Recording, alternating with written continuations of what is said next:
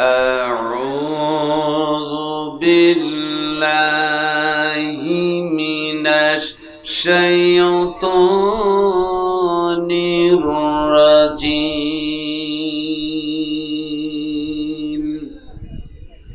بسم الله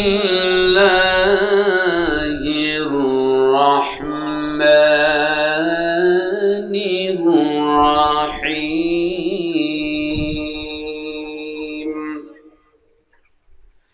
نحن نقص عليك نبأهم بالحق إنهم فدية آمنوا بربهم وزدناهم هدى.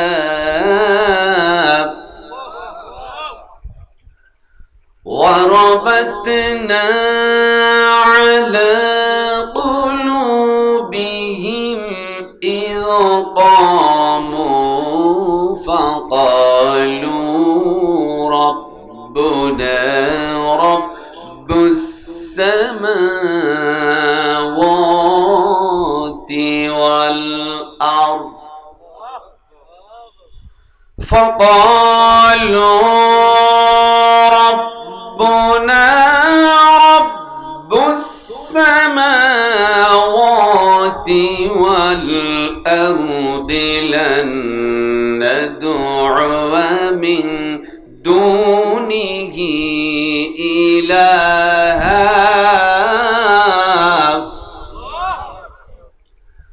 لن ندعو من دونه إلها لقد قلنا إذا شططا.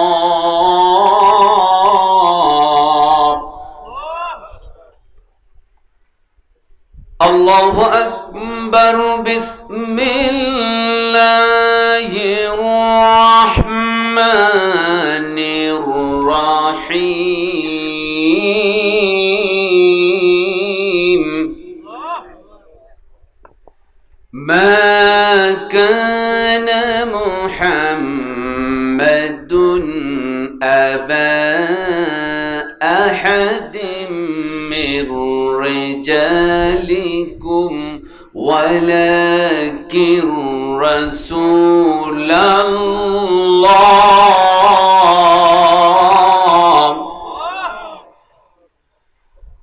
ولكن رسول الله وخاتم النبيين.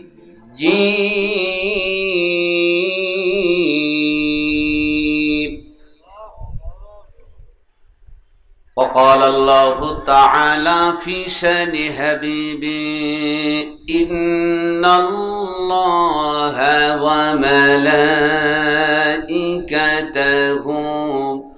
يصلون على النبي يا أيها الذين آمنوا صلوا عليه وسلموا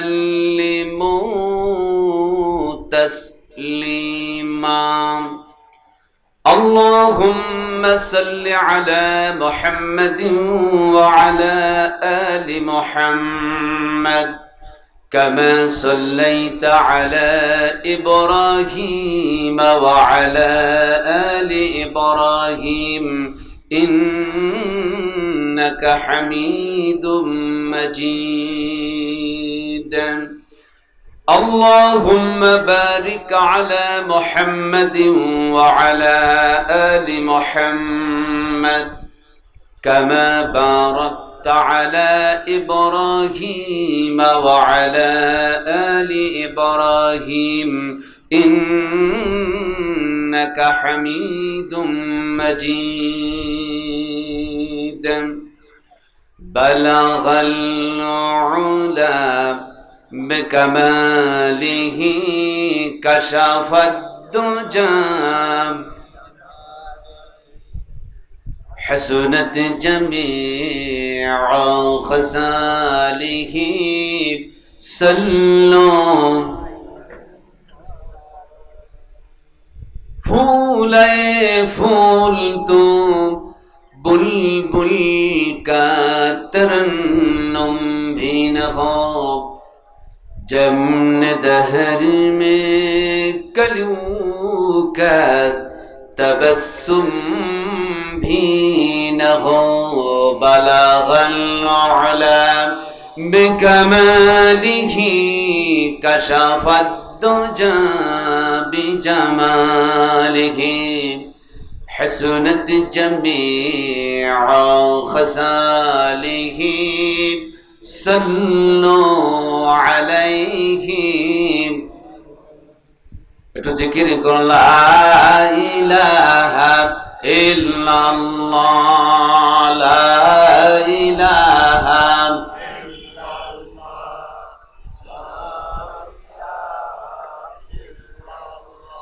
প্রাণ খুলে জবান খুলে আল্লাহর ডাকুন সুবহানাল্লাহ ওয়ালহামদুলিল্লাহ লা ইলাহা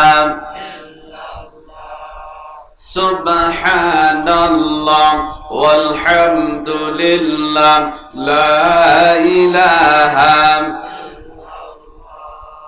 সুবহানাল্লাহ ওয়ালহামদুলিল্লাহ লা ইলাহা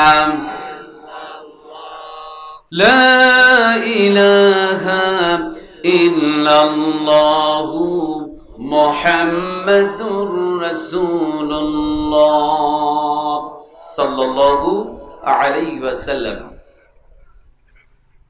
উপস্থিত যশোর জেলার নওয়াপাড়া কাঁচাও মাছ বাজারের সর্বস্তরের ব্যবসায়ীদের উদ্যোগে কাঁচা বাজার নতুন ভবনের দ্বিতীয় তলায় ঐতিহাসিক তাফসীরুল কোরআন মাহফিলের আজকের সম্মানিত সভাপতি বিশিষ্ট ব্যবসায়ী সমাজ সেবক আলহাজ নাজমুল হাসান খোকন সাহেব, আজকের এই তাফসীরুল কোরআন মাহফিলের সম্মানিত প্রধান অতিথি বিশিষ্ট ব্যবসায়ী ও সাধারণ সম্পাদক নওয়াপাড়া বাজার কমিটির জনাব জাহাঙ্গীর আলম সাহেব, আলোচনা রেখে ধন্য করেছেন জামিয়া ইসলামিয়া আমেনা কওমি মহিলা মাদ্রাসার সম্মানিত মুহতামিম হাজ্জাতুল আল্লাহ মাওলানা মাসুম বিল্লাহ সাহেব মুদ্দাজিল আলী। আলোচনা রেখে ধন্য করেছেন পুরাখালী মহিলা মাদ্রাসা সম্মানিত মুহাদ্দিস বাইতুন নূর জামি মসজিদের সম্মানিত খতিব হাফেজ মাওলানা মুফতি শরীফুল ইসলাম সাহেব মুদ্দাজিল আলী সহ মঞ্চ উপবিষ্ট দিগার উলামায়ে কেরাম, সম্মুখে বসা বিভিন্ন জায়গা থেকে আগত বিভিন্ন মসজিদের খতিব, ইমাম মুয়াজ্জিন বৃন্দ, বিভিন্ন পেশায় নিয়োজিত কর্মচারী বৃন্দ, সাংবাদিক বন্ধুগণ, প্রশাসনিক ভাইরা, বিশেষ আকর্ষণ পর্দার আড়ালে বসে থাকা দিনদার পরহেজগার মা ও বোনেরা, সকলের প্রতি আন্তরিক সালাম। আসসালামু আলাইকুম ওয়া রাহমাতুল্লাহি ওয়া বারাকাতুহু। মহান তাবারক তাআলার দরবারে শুকরিয়া আদায় করছি যে মহান জাল্লা শাআনুহু যিনি দয়া করে মেহেরবানি করে আজকে দিন আপনার এই নওয়াপাড়া কাঁচা বাজার ও মৎস্য ব্যবসায়ী সর্বস্তরের ব্যবসায়ীদের উদ্যোগে ঐতিহাসিক তাফসীরুল কোরআন মাহফিলে এসে মহাপবিত্র কোরআনুল কারীম থেকে আলোচনা শোনার তৌফিক এনায়েত করেছেন। যে রব, যে স্রষ্টা, যে রিজিক দাতা, যে আইন দাতা, যে বিধান দাতা, আমাদের মনিব, যিনি তার নিয়ামত দিয়ে বাছিয়ে রেখে সুন্দর একটি পরিবেশে তথা এই দুনিয়ার জান্নাতে বসার তৌফিক এনায়েত করেছেন, সেই মনিবের দরবারে প্রাণ খুলে জবান খুলে শুকরিয়া আদায় করছি, পড়ে দিচ্ছি আলহামদুলিল্লাহ। লাখো কোটি দরুদ ও সালাম বর্ষিত হোক বিশ্ব মানবতার মুক্তির দিশারি তামাম শিক্ষকের শিক্ষক, যিনি হচ্ছেন নির্যাতিত নিপীড়িত মানবতার বন্ধু সাইয়্যিদুল মুরসালিন খাতামুন নবীন, যে রাসূল, যে নেতা। এমন একটি সময় পৃথিবীতে আগমন করেছিল যখন গোটা পৃথিবী আইয়ামে জাহিলিয়াত, অন্ধকারের যুগ বলা হতো। মানুষে মারামারি, কাটাকাটি, রাহাজানি, ব্যভিচার, সন্ত্রাসীতে লিপ্ত ছিল। নারীদের কোনো ইজ্জত ছিল না। কন্যা সন্তান জন্মগ্রহণ করলে জীবিত কবর দেওয়া হতো। ঠিক তেমনি সময় সাইয়্যিদুল মুরসালিন খাতামুন নবীন, তিনি এই পৃথিবীতে এসে পথহারা মানুষের হাত ধরে সত্যের পথ দেখালেন। নির্যাতিতা, নিপীড়িতা মা বোনদেরকে সম্মানের আসনে বসিয়ে দিলেন। সেই নবীর প্রতি ভক্তি ভরে মহব্বতের সহিত আমরা দরুদ প্রেরণ করছি, সকলেই পড়ে দিচ্ছি সাল্লাল্লাহু আলাইহি ওয়াসাল্লাম।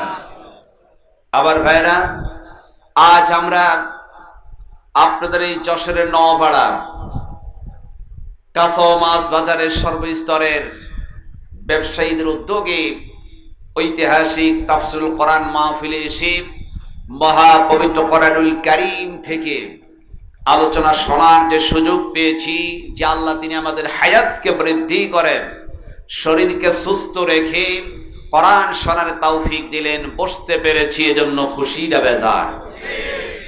আসতে বলবেন না, খুশি না বেজার? কোরআনুল কারীমের মাহফিলে বসলে লস না লাভ?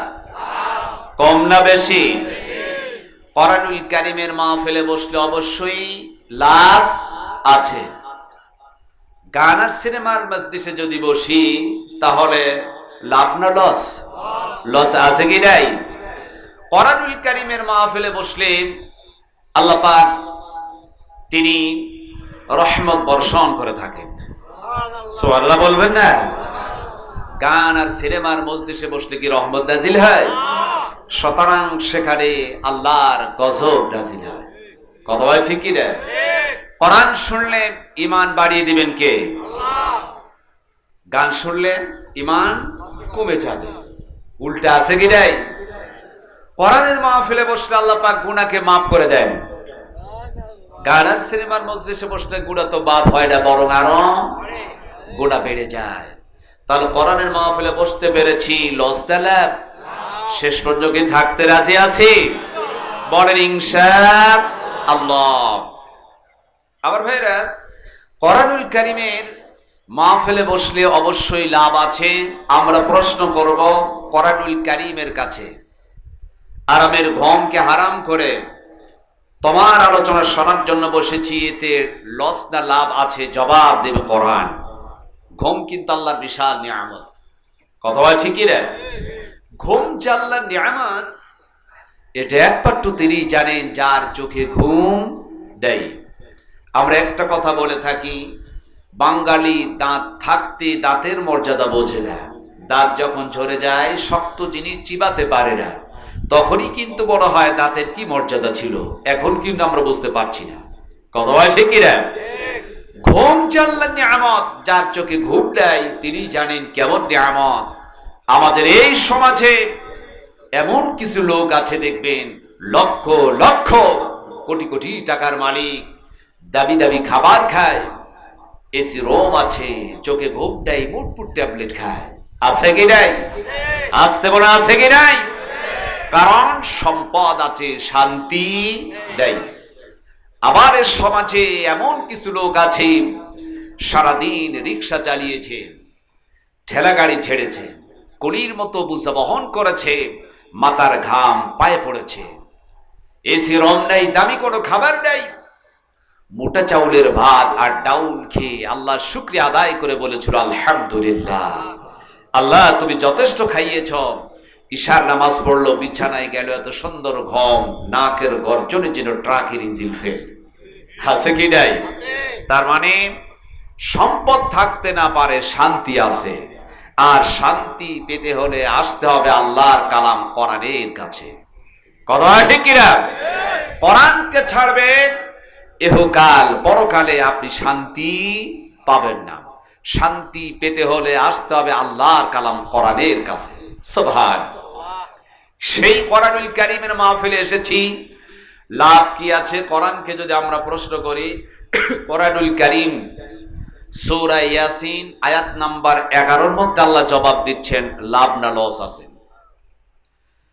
আল্লাহ রাব্বুল আলামিন বলেন, ইন্নামা তুনযিরু মান ইত্তাবা'আল যিকরা ওয়া খাশিয়ার রাহমান বিল গায়ব ফাবাশশিরহু বিমাগফিরাতিন ওয়া আজরিন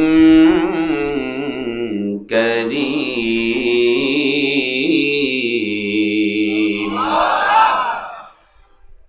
আল্লাহ রাব্বুল আলামিন তিনি তার হাবিব, তার নবীকে বলেন, হে আমার নবী, আমার বন্ধু, আমার দোস্ত, আপনি তো তাদেরকে সুসংবাদ দিবেন, ওই লোকদেরকে সুসংবাদ দেন যাদের মধ্যে 2টি গুণ আছে।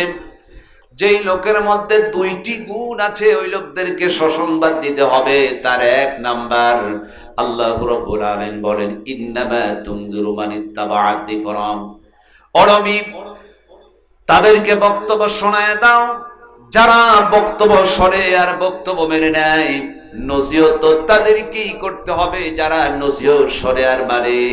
তার মানে হলো কোরআনুল কারীমের বক্তব্য ওই লোকদেরকে শোনায় দাও যারা কোরআনুল কারীমের বক্তব্য শুনবে আর মানবে। এতে স্পষ্ট বুঝতে পেরেছি শুধু শুনলে হবে না, মানতে হবে। কথা বলেন ঠিক কিনা? সারাটি রাত আমি মাওলানা রবিউল ইসলাম বিন ইয়াকুব বক্তব্য দিলাম, সারাটি রাত ধরে আপনারা শুনলেন, আমি নিজেও মানলাম না, আপনারাও মানলেন না। এই বক্তব্য দিয়ে কোনো লাভ নাই। তাহলে 1 নাম্বার বক্তব্য শুনতে হবে এবং মানতে হবে। রাজি আছি তো? বলেন ইনশাআল্লাহ। 2 নাম্বার আল্লাহ পাক বলছেন, ওয়া খাশিয়ার রাহমান বিল গায়ব, আমি আল্লাহকে না দেখেই ভয় করতে হবে। আমরা কি আল্লাহকে কখনো দেখেছি? দেখেছি ভাই? আমরা কিন্তু আল্লাহকে দেখি নাই। এ চর্মচক্ষে আল্লাহকে কখনো দেখা যায় না।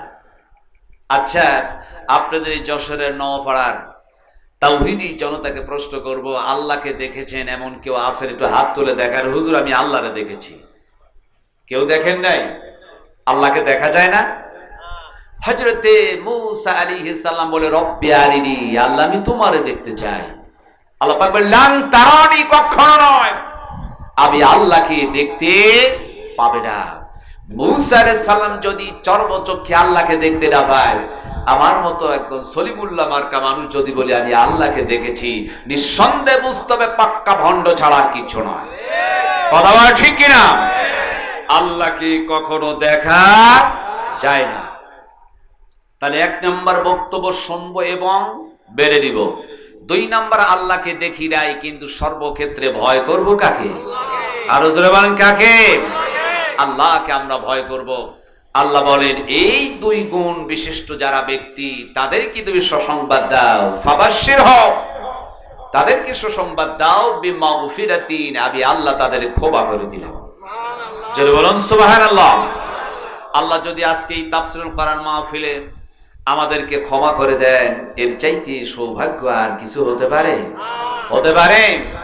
আমার রব বলছে, পৃথিবীর মানুষ আমি আল্লাহ শুধু ক্ষমাই করলাম না, ওয়া আজরিন কারীম, সম্মানজনক পুরস্কৃত আমি তোমাদের করলাম। সুবহানাল্লাহ।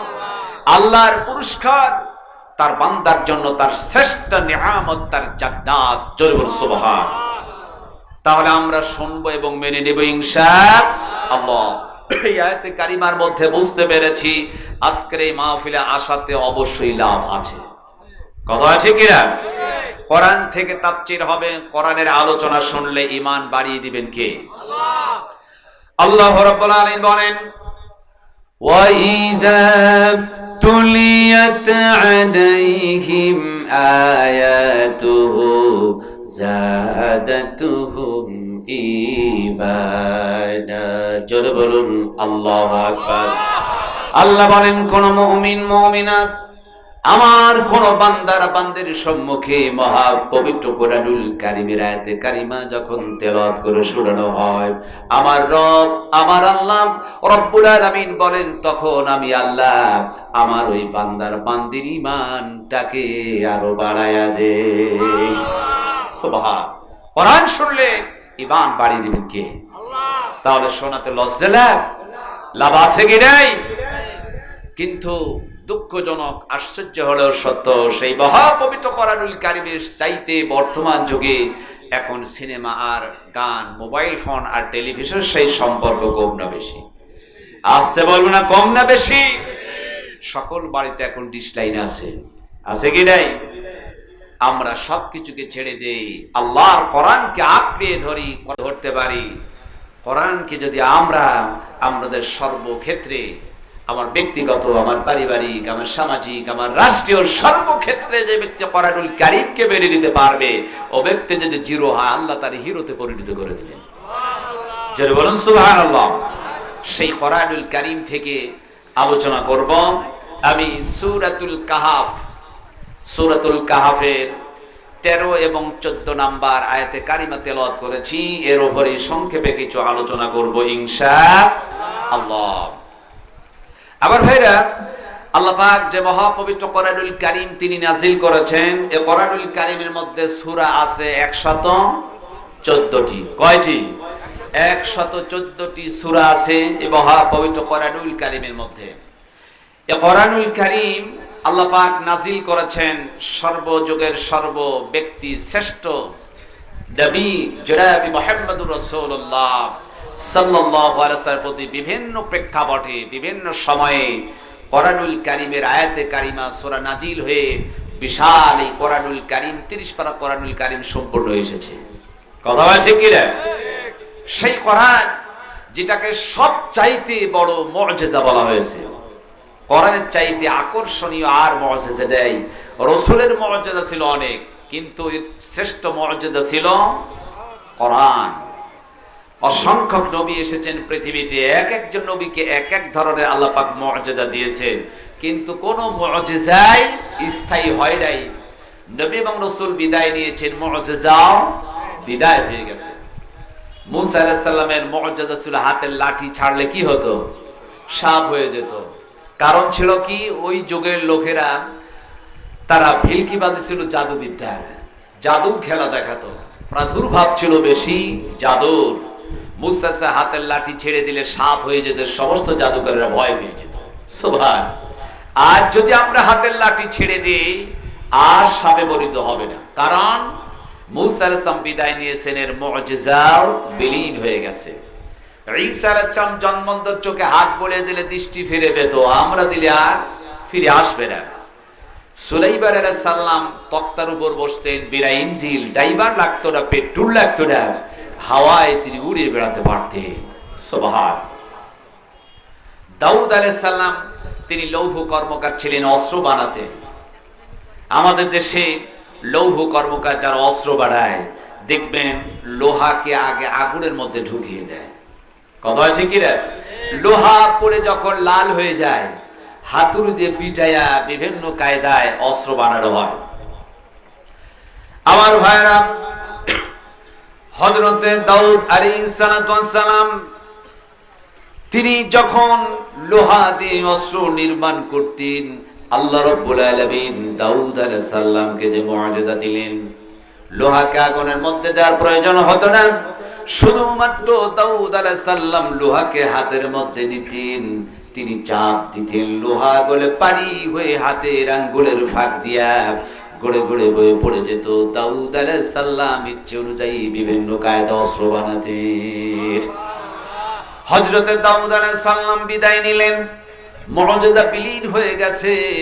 যত নবী এবং রাসূল আলাইহিস সালামগণ পৃথিবীতে এসেছেন, সকলের মুআজিজাগুলো বিলীন হয়ে গেল।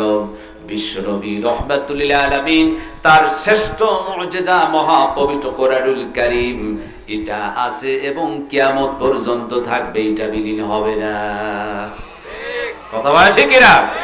আল্লাহ আকাশের নিচে জমিনের উপর কোরআনুল কারীমের একটি আয়াত তো দূরের কথা, একটা হরফকে পরিবর্তন করার ক্ষমতা কারো নাই। কেউ কি পারবে? কেউ কি পারবে? কেউ পারবে না। সে কোরআন আমরা শোনার জন্য এসেছি। তাহলে আমি প্রাসঙ্গিক বিষয়ে আলোচনা না করে, সময় নষ্ট না করে মূল আলোচনায় চলে যাই। আমি আজকে সূরাতুল কাহাফ, মহা পবিত্র কোরআনুল কারীমের 15 নাম্বার পারার মধ্যে সূরাতুল কাহাফ, এই সূরা কাহাফের 13 এবং 14 নাম্বার আয়াতে কারিমা তেলাওয়াত করেছি। সূরাতুল কাহাফ এটা নাজিল হয়েছে মক্কাতে। কোথায়? মক্কাতে নাজিল হয়েছে। আবার ভাইরা, আজকে আপনাদের এই নওপাড়া বাজারে ব্যবসায়ীদের উদ্যোগে তাফসীরুল কোরআন মাহফিলে অসংখ্য উলামায়ে কেরাম এখানে আছেন। এমনও কিছু উলামায়ে কেরাম এখানে আছেন হয়তো তার পায়ের জুতা টানার যোগ্যতা আমার মধ্যে নেই, কিন্তু কিছু সময়ের জন্য যেহেতু আমাকে এখানে বসিয়ে দিয়েছে, এই মুহূর্তে কিছু সময়ের জন্য এখন আমি কিন্তু শিক্ষক হয়েছি, আপনারা আমার ছাত্র হয়েছে। কথা আছে কিনা? এটা সামান্য সময়ের জন্য। তাহলে ছাত্র আর শিক্ষক কথাবার্তা যদি আমরা না বলি তাহলে কিন্তু আলোচনায় মজা হবে না। তাহলে যেহেতু তাফসীরুল কোরআন মাহফিল, এটা আমাদের একটু বুঝতে হবে, খুব খেয়াল করে আমরা শুনবো ইনশাআল্লাহ। যদি ভালো করে খেয়াল না করেন, সকালে যদি প্রশ্ন করে পাবনা থেকে মাওলানা রবিউল ইসলাম বিরিয়া খুব এসে কি বক্তব্য দিল, দুই একটা পয়েন্ট বলো, আপনি যদি বলতে না পারেন তাহলে বলো বক্তা কি বক্তব্য দিল আর তোমরা কি শুনলা। ওই গল্পের মতো হবে। সারা রাত ইউসুফ জুলাইখার কাহিনী শুনলো, সকালবেলা স্বামীকে বলছে, স্বামী হে, জুলাইখা মহিলা না পুরুষ তো বুঝলাম না। কিচ্ছা শুনেছে সারা রাত, জুলাইখা মহিলা কি পুরুষ এটা বলতে পারে না। তাহলে এক কান্দে শুনে অপর কান্দে বের করা যাবে না, আমরা শুনবো খুব খেয়াল করে ইনশাআল্লাহ। তাহলে সূরা কাহাফ, এই সূরাটি মহা পবিত্র কোরআনুল কারীমের 15 নাম্বার পারার মধ্যে আছে। কত নাম্বার পারায় আছে? 15 নাম্বার পারায় আছে। এই সূরাতুল কাহাফ অবতীর্ণ হয়েছে মক্কাতে। কোথায়? মক্কাতে। একটু মুখস্থ করতে হবে। আমি আপনাদেরকে ছাত্রদের যেভাবে পড়ানো হয় এভাবে বলবো। সূরাতুল কাহাফ, এই কাফুন শব্দের অর্থ হচ্ছে গুহা। কাফুন শব্দের অর্থ কি? গুহা। সূরা কাহাফের আয়াত আছে 110টি। কয়টি আয়াত? 110টি। এর মধ্যে রুকু আছে 12টি। কয়টি রুকু? 12টি রুকু। আমি কিন্তু মাঝে মাঝে আপনাদের একটু টেস্ট করব মনে আছে কিনা। তাহলে সূরাতুল কাহাফের আয়াত সংখ্যা কতটি? 110টি। রুকু আছে 12টি। অবতীর্ণ হয়েছে মক্কাতে। 15 নাম্বার পারার মধ্যে সূরাতুল কাহাফ আছে। আর এই সূরাতুল কাহাফের আয়াত সংখ্যা 110টি। কাফুন শব্দের অর্থ হচ্ছে গুহা। আমরা মোটামুটি বুঝতে পারলাম। এখন সূরাতুল কাহাফের খুব সংক্ষেপে কিছু ফজিলত আমাদের জানার দরকার আছে কি নাই? রাসূল আকরাম সাল্লাল্লাহু আলাইহি ওয়াসাল্লাম বলেছেন, সূরাতুল কাহাফের প্রথম 10টি আয়াতে কারিমা যে ব্যক্তি, যে বান্দা বান্দি মুখস্থ করতে পারবে, আল্লাহ পাক তাকে দাজ্জালের ফিতনা থেকে হেফাজত করবে। আর একটু জোরে বলুন সুবহানাল্লাহ। আল্লাহর নবীজি বলেন, কোন বান্দা কোন বান্দি সূরাতুল কাহাফের সম্পূর্ণ আকারে 110 আয়াত বিশিষ্ট সম্পূর্ণ আকারে সূরাতুল কাহাফ জুমার দিন, শুক্রবার দিন কোন বান্দা আর বান্দি বসে সূরাতুল কাহাফ যদি তেলাওয়াত করতে পারে, পরবর্তী জুমার দিন এক সপ্তাহের মধ্যে ওই বান্দার বান্দির জীবনের যত গুনাহ সগীরা আছে আল্লাহ রাব্বুল আলামিন তিনি ঝরায়া দিবেন। আরেকটা হাদিস শরীফে হুজুর বলেন, সূরাতুল কাহাফ কোন বান্দার বান্দি যদি একনিষ্ঠভাবে সওয়াবের আশায় তেলাওয়াত করতে পারে, আল্লাহ রাব্বুল আলামিন ওই বান্দা আর বান্দির প্রতি এত সন্তুষ্ট হয়ে যান, কিয়ামতের দিন বান্দার বান্দির মাথার তালু থেকে শুরু করে দিয়া পায়ের তালু পর্যন্ত নূরে তিনি মনোয়ার বানায়া দিবেন। আল্লাহু আকবার। তাহলে সূরাতুল কাহাফের ফজিলত আছে কি নাই? আমরা তেলাওয়াত করব ইনশাআল্লাহ। তাহলে সংক্ষেপে আমরা সূরাতুল কাহাফের ফজিলত আমরা শুনলাম। এখন আসেন সূরাতুল কাহাফের প্রেক্ষাপট, নাজিল হলো কেন, এটা জানা দরকার না? তাফসীর করতে গেলে সার্বিক বিষয়ে যদি আমরা ভেঙে না বলি তাহলে সহজে বোঝা যাবে না। এখন সকল বিষয় বুঝতে পারলাম। সূরাতুল কাহাফ নাজিল হলো কোন প্রেক্ষাপটে, এর নাজিলের কারণ কি? যখন বিশ্ব নবীজি তিনি কাফের মুশরিকদের মধ্যে দ্বীনের দাওয়াত দিচ্ছেন, আল্লাহ যে আছেন আর তিনি যে নবী একথার ঘোষণা যখন দিচ্ছেন, তখন আবু জেহেল, উতবা, সাইবা, মুগিরা, হিন্দা, উকবা ইবনে মুঈত, নজর ইবনে হারেস, অসংখ্য মুশরিক কাফেরেরা বলল যে মুহাম্মদ বিন আব্দুল্লাহ তিনি তো নতুন ধর্ম বানিয়ে ফেললো। সে বাপদাদার ধর্মে চুন কালি মাখাইয়া নতুন একটা ধর্ম বানিয়েছে, সুতরাং মুহাম্মদ বিন আব্দুল্লাহর এই ধর্ম আমরা মেনে নিতে পারি না। তবে এরা বলল মুহাম্মদ বিন আব্দুল্লাহ যে কথা বলে আমরা দেখি সব সত্য কথাই বলে, কিন্তু এর কথা তো আমরা মানতে পারি না। তবে তিনি যে বলছেন নাকি নবী, আসলে নবী কিনা এটা আমাদের একটু টেস্ট করতে হবে, পরীক্ষা করতে হবে যে মুহাম্মদ বিন আব্দুল্লাহ আসলে সত্য নবী না ভণ্ড নবী, এটা আমাদের একটু জানার দরকার। তাহলে কি করতে হবে? এরা বলল যেটা জানতে হলে আমাদের কাজ হচ্ছে যেতে হবে মদিনার ইহুদি পণ্ডিতের কাছে। ইহুদি পণ্ডিত, তাওরাতের জ্ঞান আছে অধিক। নবী মুহাম্মদ বিন আব্দুল্লাহ সম্বন্ধে মদিনার ইহুদি পণ্ডিতরাই ভালো জানে। এরা বলতে পারে মুহাম্মদ বিন আব্দুল্লাহ আসলে সত্য নবী না ভণ্ড নবী। যাবে কে? দুইজন লোককে তারা সিলেক্টেড করলেন যে যাবে সেখানে উকবা ইবনে আবি মুঈত, নজর ইবনে হারেস। কয়জন যাবে? দুইজন, উকবা ইবনে আবি মুঈত, নজর ইবনে হারেস। এই দুই লোকজন যাবে মদিনা ইহুদি পণ্ডিতের কাছে, প্রশ্ন করবে মুহাম্মদ বিন আব্দুল্লাহ সত্য নবী না ভণ্ড নবী। চলে গেলেন মদিনাতে, ইহুদি পণ্ডিতের কাছে বলেন আমরা এসেছি মক্কা থেকে, মুহাম্মদ বিন আব্দুল্লাহ তিনি নতুন একটা ধর্ম বানিয়েছে, আমরা প্রশ্ন করতে এসেছি সে আসলেই নবী না সে ভণ্ড, এটা আমাদের একটু বলে দেন।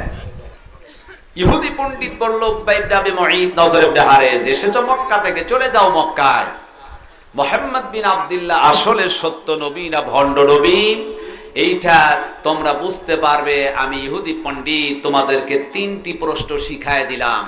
এই তিনটি প্রশ্ন মক্কায় গিয়ে মুহাম্মদ বিন আব্দুল্লাহর কাছে করবে। যদি জবাব দিতে পারে তাহলে সত্য নবী হবে, জবাব যদি দিতে না পারে তাহলে কিন্তু তিনি ভণ্ড হয়ে যাবে। প্রশ্ন কয়টি? আরো জোরে বলেন কয়টি? ইহুদি পণ্ডিত ডেকে বললাম উকবা ইবনে আবি মুঈত, নজর ইবনে হারেস, চলে যাও মক্কাতে। মুহাম্মদ বিন আব্দুল্লাহ আসলে সত্য নবী না ভণ্ড নবী? তিনটি প্রশ্ন শিখায় দিলাম। মুহাম্মদ বিন আব্দুল্লাহর কাছে তিনটি প্রশ্ন করবে। এক নম্বরে প্রশ্ন করবে মুহাম্মদ বিন আব্দুল্লাহ তুমি যদি সত্য আকারে নবী হও, এক নম্বর প্রশ্ন তোমার কাছে আমরা করি সেই তরুণ আর যুবকের ইতিহাস আমাদের শোনায়া দাও, যেই তরুণ আর যুবক ইবারের উপর টিকে থাকতে গিয়া জালিম সরকারের রাষ্ট্র থেকে পালায়া পাহাড়ের গুহায় আশ্রয় নিয়েছিল। এটা হচ্ছে এক নম্বর প্রশ্ন। সেই তরুণ আর যুবকের ইতিহাস আমাদের শোনাতে হবে, যে তরুণ আর যুবক ইবারের উপর বেঁচে থাকতে গিয়া জালিম সরকারের রাষ্ট্র থেকে পালায়া পাহাড়ের গুহা আশ্রয় নিল। ওই তরুণ আর যুবকের ইতিহাস আমাদের শুনায় দিতে হবে। এটা হচ্ছে এক নাম্বার প্রশ্ন। দুই নাম্বার প্রশ্ন, ওই লোকটির ইতিহাস আমাদের শোনাও যেই লোকটি তাম পৃথিবীতে ভ্রমণ করেছিল, সেই লোকটির ইতিহাস আমাদের শুনায় দিতে হবে। তিন নাম্বার ইতিহাস, রুহুটা কি জিনিস, রুহু সম্বন্ধে বুঝায় বলো। শোনা রাখো, তিনটি প্রশ্ন মুহাম্মদ বিন আব্দুল্লাহর কাছে করবে। মুহাম্মদ বিন আব্দুল্লাহ যদি তিনটি প্রশ্নের জবাব দিয়ে দেয়, আমি ইহুদি পণ্ডিত বললাম ওই লোকটি যে ধর্মের উপর প্রতিষ্ঠিত আছে, তাম পৃথিবীর যত শক্তি প্রয়োগ করো না কেন, মুহাম্মদ বিন আব্দুল্লাহকে এই ধর্ম থেকে তোমরা পিছুপা করতে পারবে না। আল্লাহু আকবার। এটা আমার বিশ্বাস। এই তিনটি প্রশ্নের জবাব যদি মুহাম্মদ বিন আব্দুল্লাহ দিয়ে দেয় তাহলে বুঝবে তিনি সত্য নবী। আর যদি সত্য নবী হয়, তিনি যে ধর্মের উপর প্রতিষ্ঠিত আছে এটাই হচ্ছে আসল ধর্ম। তাম পৃথিবীর যত শক্তি প্রয়োগ করো না কেন, মুহাম্মদ বিন আব্দুল্লাহকে ওই ধর্ম থেকে তোমরা দূরে রাখতে পারবে না। যদি তিনটি প্রশ্নের জবাব দিতে না পারে তাহলে বুঝবে মুহাম্মদ বিন আব্দুল্লাহ তিনি ভণ্ড। তিনটি প্রশ্ন শোনার পর উকবা ইবনে আবি মুঈত, নজর ইবনে হারিস চলে এলো মক্কাতে। মক্কার কাফেররা হুমড়ি খেয়ে পড়লো, ডেকে বলো উকবা ইবনে মুঈত, নজর ইবনে হারিস বলো মদিনার ইহুদি পণ্ডিত কি বলেছে, মুহাম্মদ বিন আব্দুল্লাহ সত্য নবী না ভণ্ড নবী বলেছেন। এমন সময় ডেকে বলেন, ও নেতা শুনে রাখো, আমার সাথীরা শুনে রাখো, মুহাম্মদ বিন আব্দুল্লাহ তিনি ভণ্ড না সত্য নবী হবে। তার সম্বন্ধে তিনটি প্রশ্নের কথা বলেছেন, আমরা তিনটি প্রশ্ন করব, জবাব যদি দিতে পারে নিঃসন্দেহে তিনি নবী হয়ে যাবেন। আবু জেহেল, উতবা, সাইবা, মুগীরা, উকবা ইবনে আবি মুঈত, নজর ইবনে হারিস অসংখ্য কাফের গোষ্ঠীগুলো এসে আল্লাহর নবীজিকে ডাকলেন। মুহাম্মদ বিন আব্দুল্লাহকে যখন ডাকা হলো, আল্লাহর নবীজির চতুর্দিক দিয়া কাফেরেরা নেতাগুলা, মক্কার নেতারা দাঁড়ায় বলছেন, মুহাম্মদ বিন আব্দুল্লাহ তুমি যে দাওয়াত দাও তুমি নাকি নবী হয়ে গেছো, একজন রবের কথা তুমি যখন বলতেছো, মুহাম্মদ বিন আব্দুল্লাহ তোমার কাছে আমাদের তিনটি প্রশ্ন, আসলেই তুমি নবী কিনা? এক নাম্বার প্রশ্নের জবাব দাও, সেই তরুণ যুবকের ইতিহাস আমাদেরকে শোনায় দাও যারা ঈমানের উপর প্রতিষ্ঠিত থাকতে গিয়া জালিম সরকারের রাষ্ট্র থেকে পালায়া পাহাড়ের গুহায় আশ্রয় নিয়েছিল। এই প্রশ্নের জবাব তোমারে দিতে হবে যদি তুমি নবী হও। দুই নাম্বার প্রশ্ন, ওই লোকটির ইতিহাস শুনায় দাও যেই লোকটি তাম পৃথিবীর মধ্যে ভ্রমণ করেছিল। তিন নাম্বার, রুহুটা কি জিনিস, রুহু সম্বন্ধে আমাদেরকে একটু বুঝায় বলো। এই তিনটি প্রশ্নের জবাব যদি তুমি দিতে পারো নিঃসন্দেহে বুঝবো তুমি নবী, নইলে কিন্তু ভণ্ড হয়ে যাবে। প্রশ্ন করলো কয়টি? আরো জোরে বলেন কয়টি? প্রশ্ন করেছেন, তিনটি প্রশ্ন করলেন। রাসূল আকরাম সাল্লাল্লাহু আলাইহি ওয়াসাল্লাম তিনি কখনো কোনো বিষয়ে বানোয়াটি কোনো কথা রাসূল বলতেন না। তিনি যা বলতেন আল্লাহর পক্ষ থেকে, যখন যেটা আসতো ফায়সালা না হওয়া পর্যন্ত বিশ্ব নবীজি কখনো কোনো কথা বলতেন না। কথা আছে কিনা? মুহাম্মদ সাল্লাল্লাহু আলাইহি ওয়াসাল্লাম তখন কাফেরদেরকে বলল, শোনো, তোমরা আমাকে প্রশ্ন করেছো তিনটি, এই তিনটি প্রশ্নের জবাব দিব আগামীকাল। কবে দিব? আগামীকাল কি দিব? হুজুর এই তিনটি প্রশ্নের জবাব আগামীকাল বলতে গিয়ে তিনি ইনশাআল্লাহ বলতে তিনি ভুলে গেলেন, যার কারণে আল্লাহ পাক একটু নাখোশ হয়ে গেলেন, ওহীর ধারাবাহিকতাটা বন্ধ হয়ে গেল, জিবরিল আমিন আসলেন না। এ কথার অর্থ এই নয় যে আল্লাহ রাসূল ইনশাআল্লাহ না বলার কারণে তিনি গুনাহগার হয়ে গেছেন। এ কথা বলার অবকাশটাই, কারণ প্রত্যেকটি নবী এবং রাসূল তারা নিষ্পাপ, তাদের জীবনে কোনো গুনাহ নেই। কথা ঠিক কি না? ভবিষ্যতে কোনো কাজ করতে গেলে ইনশাআল্লাহ বলতে হয়, আর ইনশাআল্লাহ না বলার কারণে সেই কাজটি অসম্পূর্ণ থেকে যায় বলে আল্লাহ পাক তার হাবিবের প্রতি একটু নাখোশ হয়ে গেলেন, ওহীর ধারাবাহিকতা বন্ধ হয়ে গেল, জিবরিল আমিন আসলেন না। এই ফাঁকে দেখা গেল আবু লাহাবের স্ত্রী উম্মে জামিলা মক্কার মধ্যে তিনি একটা কুৎসা রুটি দিয়ে বললেন, শোনো, মুহাম্মদ বিন আব্দুল্লাহর কাছে একজন দুষ্টু জিন আসতো, দুষ্টু জিনটি মুহাম্মদ বিন আব্দুল্লাহকে পরিত্যাগ করেছে। নাউজুবিল্লাহ। আমার নবী চরম কষ্ট পেলেন, পেরেশান হয়ে যাচ্ছেন, কেন জিবরিল আমিন আসেন না? নবীজি আমার টেনশন করছেন, হয়রান হয়ে যাচ্ছেন। একদিন নয়, দুই দিন নয়, 15টি দিন পর্যন্ত জিবরিল আমিন আমার নবীজির কাছে আসলেন না। ওহীর ধারাবাহিকতা বন্ধ হলো। ফেরেশতা জিবরিল আমিন কেন 15টি দিন আমার নবীর কাছে আসেন নাই?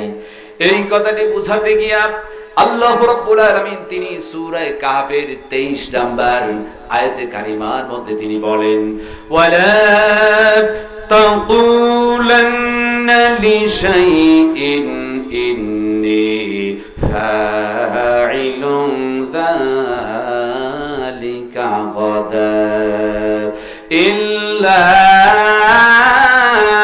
আইয়াশা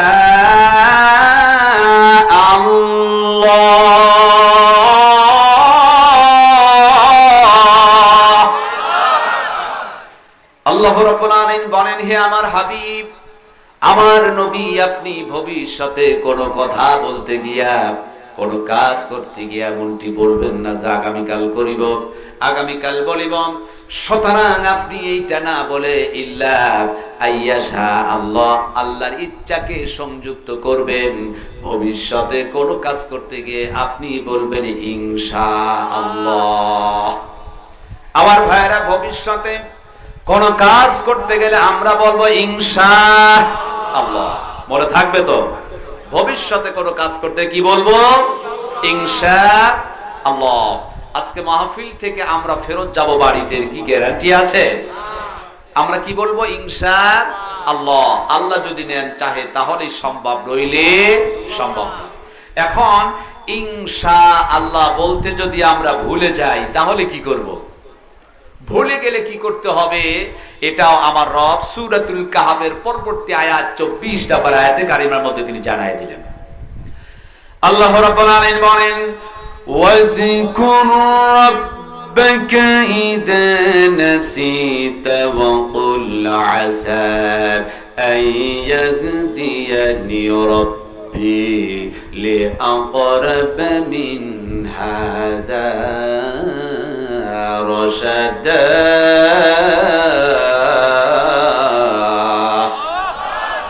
আল্লাহ রাব্বুল আলামিন তিনি বলেন ফাইদা, আল্লাহ রাব্বুল আলামিন বলেন ইযা নাসিতা, যখন তোমরা ভুলে যাবে, ওয়াযকুর রাব্বাকা, তোমার রবের নাম তখন স্মরণ করবে। তার মানে হলো ইনশাআল্লাহ তোমরা পড়ে নিবে। আমরা যখন ভুলে যাব মনে পড়লেই বলতে হবে ইনশাআল্লাহ। আমার ভাইরা, জিবরিল আমিন একদিন নয়, 2 দিন নয়, 15 দিন বিশ্ব নবীজির কাছে আসেন না। ওহীর ধারাবাহিকতা বন্ধ হয়ে গেছে। আমার নবীজি খুব টেনশনে পড়ে গেছেন। জিবরিল আমিন নবীর কাছে আসতেন একাকী। আজকে 15টি দিন পর নবীর কাছে এসেছেন জিবরিল, কিন্তু জিবরিল আমিন আজকে একা আসেন নাই, সঙ্গে এসেছেন 70,000 ফেরেশতা। আল্লাহু আকবার। 70,000 ফেরেশতা সহ জিবরিল আলাইহিস সালাতু ওয়াস সালাম যখন আমার নবীর কাছে এলেন, ওহী নাজিল হয়ে গেল। সূরাতুল কাহাফ খণ্ডিত আকারে না হয়ে কমপ্লিট 110টি আয়াত বিশিষ্ট সূরাতুল কাহাফ আমার নবীজির সাথে নাজিল হয়ে গেল। জোরে বল সুবহানাল্লাহ। এই সূরাতুল কাহাফের মধ্যে কাফের মুশরিকরা আমার নবীজিকে প্রশ্ন করেছেন কয়টি? 3টি প্রশ্ন করেছেন। এই 3টি প্রশ্নের জবাব দেওয়ার জন্য আল্লাহ রাব্বুল আলামিন তিনি সূরাতুল কাহাফ তিনি নাজিল করে দিলেন। আল্লাহ রাব্বুল আলামিন তিনি সূরাতুল কাহাফ নাজিল করে 3টি প্রশ্নের জবাব আমার নবীকে জানিয়ে দিলেন। আমার আল্লাহ রাব্বুল আলামিন তিনি বলেন, নাহনু নাকুসু আলাইকা নাবাআহুম বিল হক। জোরে বলুন আল্লাহু আকবার। হে আমার নবী, আমার বন্ধু, আমি আপনার সম্পর্কে সম্পূর্ণ আকারে সত্য ঘটনা বর্ণনা করিয়া শোনায় দিচ্ছি। আমি যে ঘটনা বর্ণনা করিতেছি এটা সম্পূর্ণ আকারে সত্য। তার মানে হলো আমার রব, আমার আল্লাহ কোন বিষয়ে যখন তিনি বর্ণনা করেন এর মধ্যে কোনো প্রকার বানোয়াটি থাকে না। কথা বলেন ঠিক কিনা? আমরা অনেক বক্তা আছে দেখবেন, বক্তৃতা দিতে গিয়ে এমন কিছু কিসসা কাহিনী বলে যেটা কোরআনেও নাই, হাদিসে নাই, আছে কি নাই? এমন কিছু কথা কতগুলা বক্তা আছে দেখবেন কোরআনেও নাই, হাদিসেও নাই। শ্রোতাদের মনকে আকৃষ্ট করানো রং ঢং মাখায়া বানায় বানায় কথা বলে। আর আমার রব বলেন, হে নবী, আমি আপনার কাছে এমন ঘটনা বর্ণনা করে শোনায় দিচ্ছি, এটা হচ্ছে সত্য, এর মধ্যে কোনো বানোয়াটি নাই। আমার আল্লাহ যে কথা বলেন এর মধ্যে কোনো প্রকার রং ঢং নাই। কথা বলেন ঠিক কিনা? আল্লাহ রাব্বুল আলামিন তিনি বলেন, ইন্নাহুম ফিদিয়াতুন আমানু বিরাব্বিহিম ওয়া জিদনাহুম হুদা। আল্লাহ রাব্বুল আলামিন 1 নাম্বার প্রশ্ন তার নবীকে শোনাচ্ছেন। যেহেতু কাফেররা বলল, হে নবী, সেই তরুণ আর যুবকের ইতিহাস শোনাও যারা এবারে উপর টিকে থাকতে গিয়া জালিম সরকারের রাষ্ট্র থেকে পালায়া পাহাড়ের গুহা আশ্রয় নিয়েছিল আমার রব। এক নাম্বার প্রশ্নের জবাব দিতে গিয়ে বলেন ইন্নাকুম ফিদিয়াতুন, সেই তরুণ আর যুবকের ইতিহাস তিনি বর্ণনা করতে গিয়ে বলেন, সেই তরুণ আর যুবক আমানু যখন ঈমান আনলো রব্বিহিম, তার রবের প্রতি, ওই তরুণ আর যুবক যখন তার রবের প্রতি ঈমান এনেছিল, ওয়াজিদনাহুম হুদা, আমার রব আমার আল্লাহ তরুণ আর যুবকের চলার পথটাকে তখন সহজ করে দিয়েছিলেন। সেই যে তরুণ আর যুবক যারা ঈমান আনলো, জালিম সরকারের রাষ্ট্র থেকে পালালো, যেই জালিম সরকার, এই সরকারের নাম ছিল বাদশাহ দাকি ইউনুস। নাম কি ছিল? বাদশাহ দাকি ইউনুস। তার রাজ্যের মধ্যে ফরমান তিনি জারি করে দিলেন, আমার রাষ্ট্রের যত প্রজা আছো, আমি বাদশাহ দাকি ইউনুস এই মুহূর্তে ফরমান জারি করে দিলাম, তোমরা এক নাম্বার আমাকে রব হিসাবে মেনে নাও, আর দুই নাম্বারে মাথা নত করে আমার কাছে তোমরা সিজদা দিয়ে দাও। চলে বলেন নাউজুবিল্লাহ। এক নাম্বারে রব হিসাবে মানতে হবে আমাকে। এই যে ঘোষণা যখন বাদশাহ দাকি ইউনুস দিয়ে দিলেন, তার রাজ্যের যত প্রজা ছিল, উপায় ছিল, সমস্ত প্রজাগুলো বাদশাহ দাকি ইউনুসকে রব হিসাবে মেনে নিল, আর তার কদমে মাথা নত করে সিজদায় অবনীত হয়ে গেল। কিন্তু এই রাজ্যের মধ্যে দেখা গেল কয়েকজন তরুণ আর যুবক তারা শাহাদাত আঙ্গুলি ইশারা করে বলল অসম্ভব। তারা শাহাদাত আঙ্গুলি ইশারা করে বলল অসম্ভব, আমাদের রব বাদশাহ দাকি ইউনুস হতে পারে না। রব্বানা রব্বুনা রব্বুস সামাওয়াতি ওয়াল আরদ, তারা বললেন আমার রব তিনি যিনি হচ্ছেন আকাশ জমিনের রব। জোরে বলো আল্লাহু আকবার।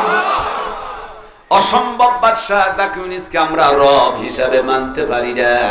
আমার যিনি হচ্ছেন রব, যিনি আকাশ তৈরি করেছেন, জমিন যিনি বানালেন, তিনি হচ্ছেন আমার রব।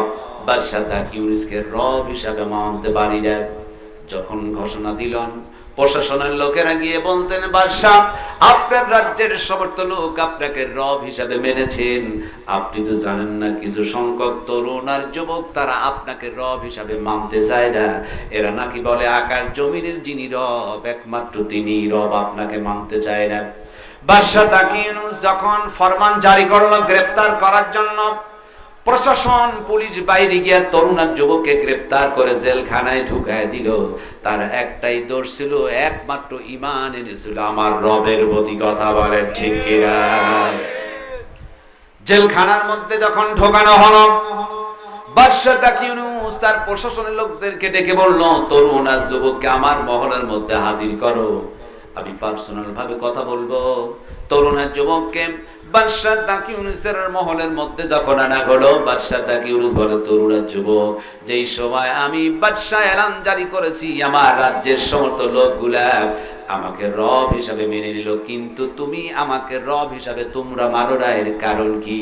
বলার সঙ্গে সঙ্গে এইবার ডাক দিয়ে তারা বলতেছেন, ফাকালু রাব্বুনা রাব্বুস সামাওয়াতি ওয়াল আরদ। জোরে বলুন আল্লাহু আকবার।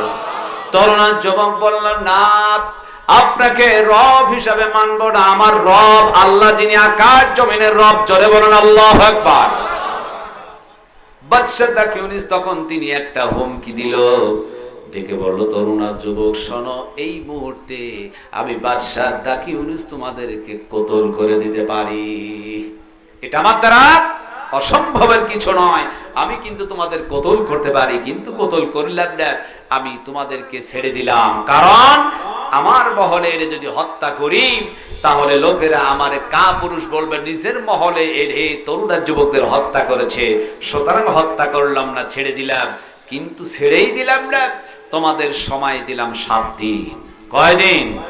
7 দিন সময় দিলাম। 7 দিনের মধ্যে আমাকে রব হিসাবে মেনে আমার পায়ে মাথা নত করে সিজদা করে আমার দরবারে আসতে হবে।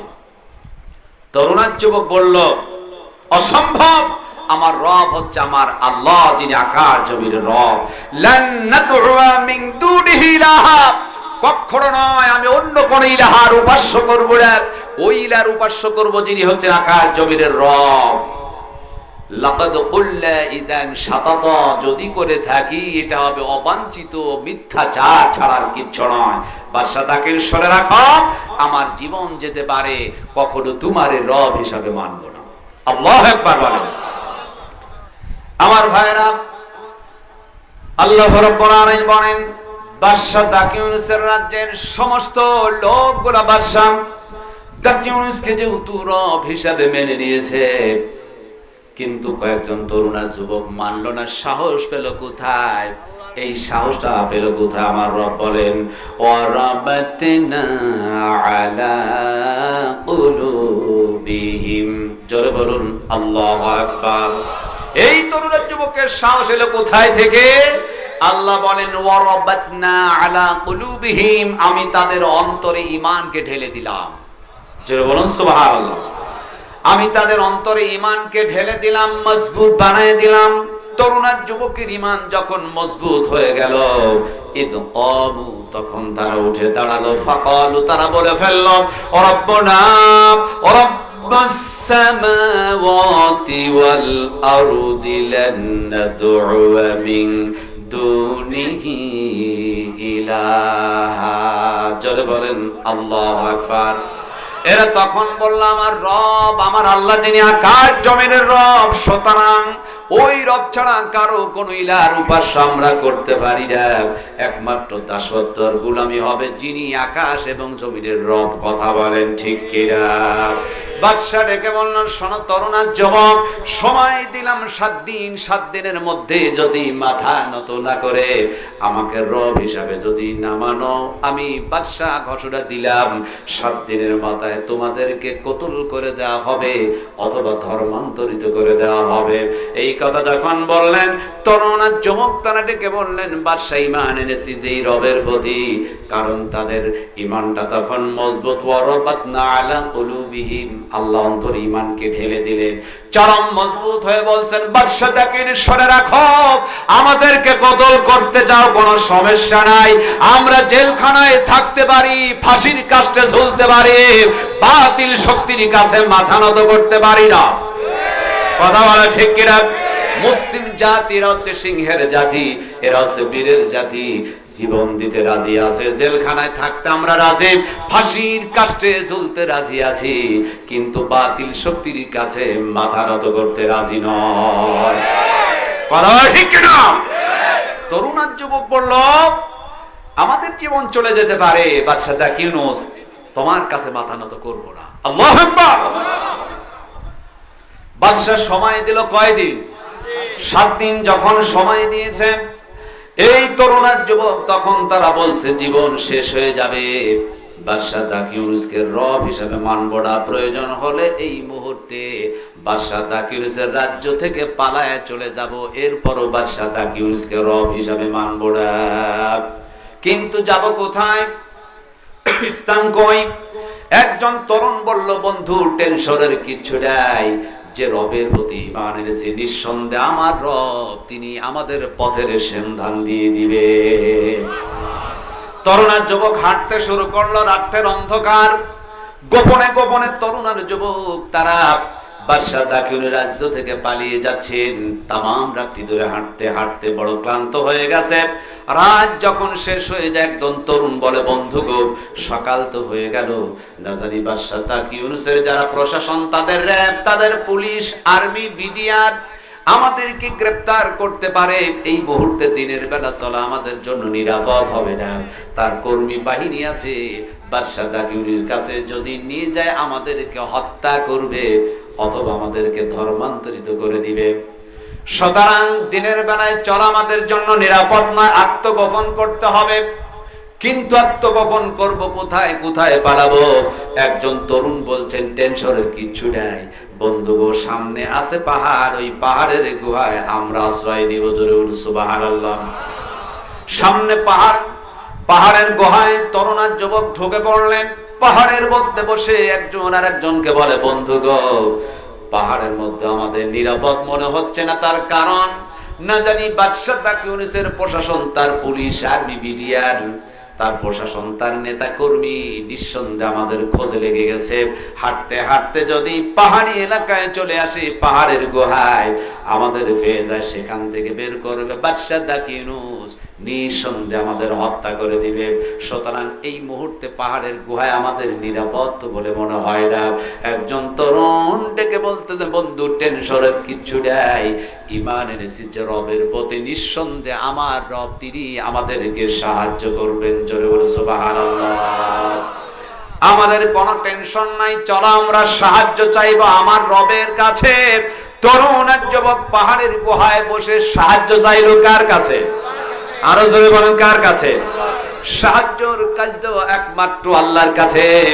আমার রব ওই তরুণ আর যুবক তারা যে সাহায্য চেয়েছিল, পাহাড়ের গুহার মধ্যে সূরাতুল কাহফের 10 নম্বর আয়াতে কারিমার মধ্যে আল্লাহ রাব্বুল আলামিন তিনি বলেন, إذ أوى الفتية إلى الكهف فقالوا ربنا آتنا من لدنك رحمة وهيئ لنا من أمرنا رشدا।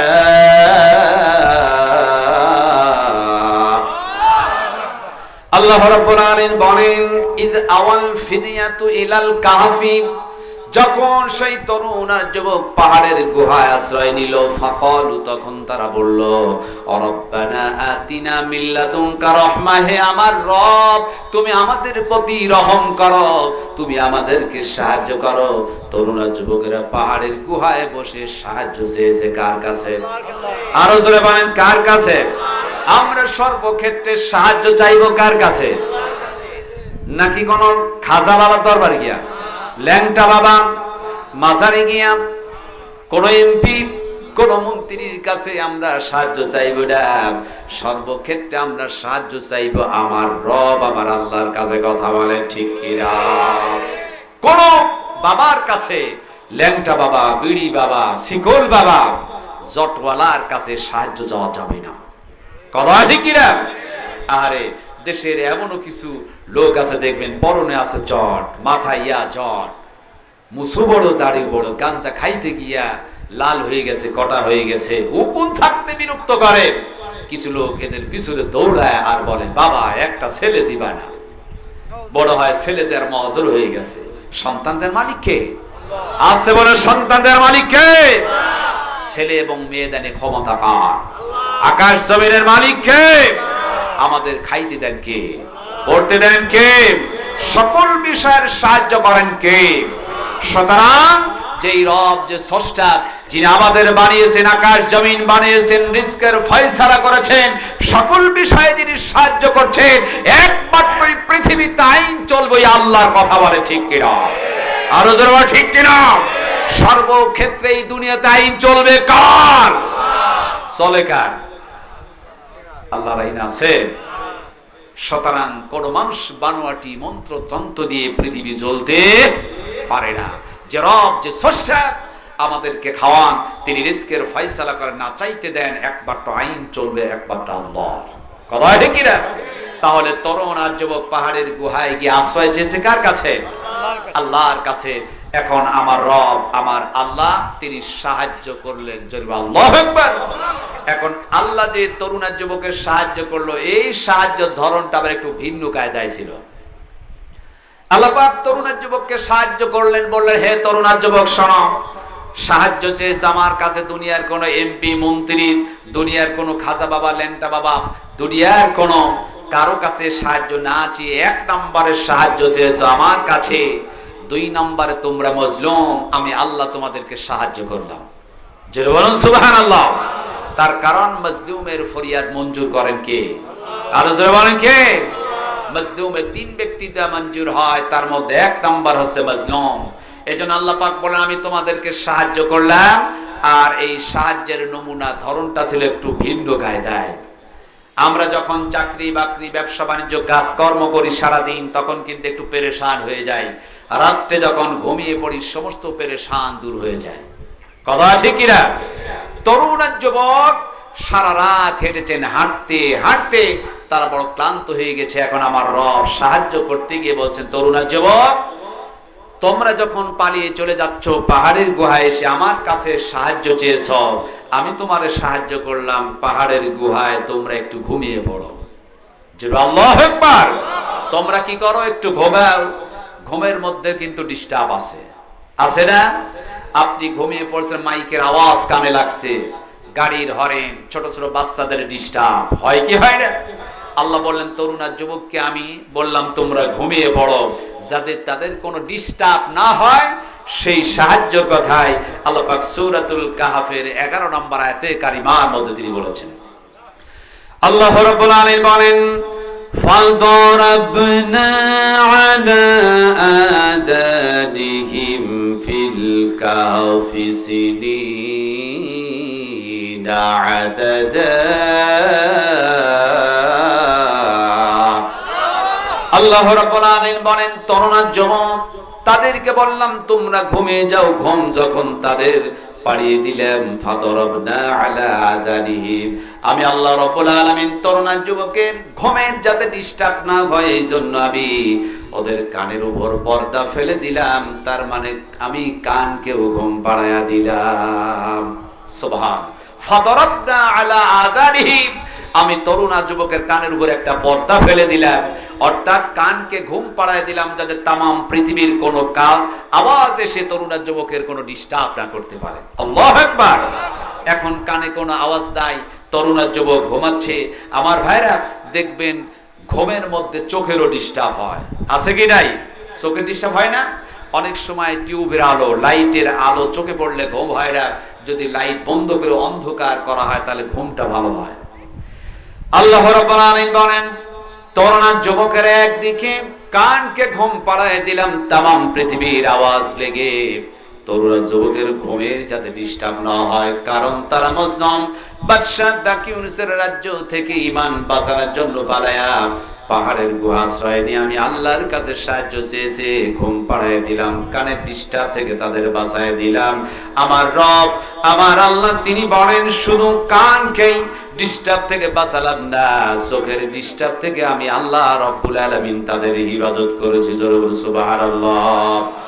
আল্লাহ রাব্বুল আলামিন সূরাতুল কাহফের 17 নম্বর আয়াতে কারিমার মধ্যে তিনি বলেন, ওয়া তারাশ শামসা ইযা তালাআত তাযাওয়ারু আন কাহফিহিম যাতাল ইয়ামিনি ওয়া ইযা গরাবাত তাকরিদুহুম যাতাশ শিমাল।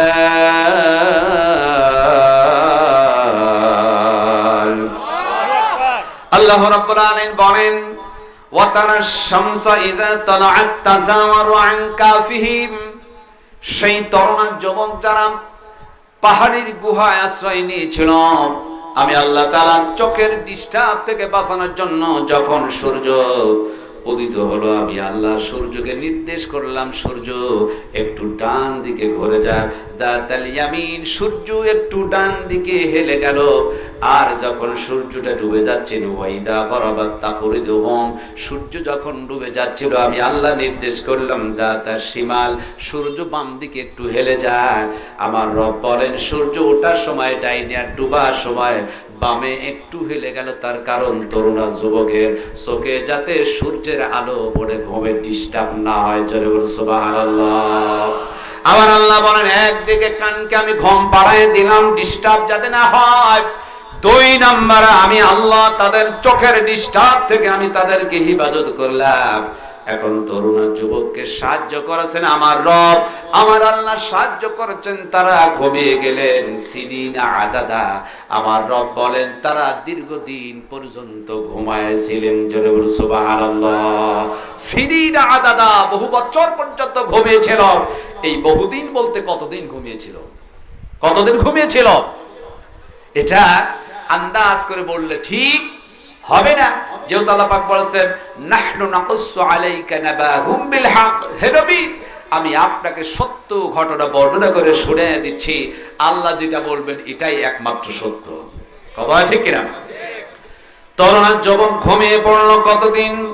সূরাতুল কাহফের 25 নম্বর আয়াতে কারিমার মধ্যে আল্লাহ রাব্বুল আলামিন তিনি বলেন ওয়ালাবিথু ফি কাহফিহিম 300 সিনিনা ওয়াজদাদু তিসআ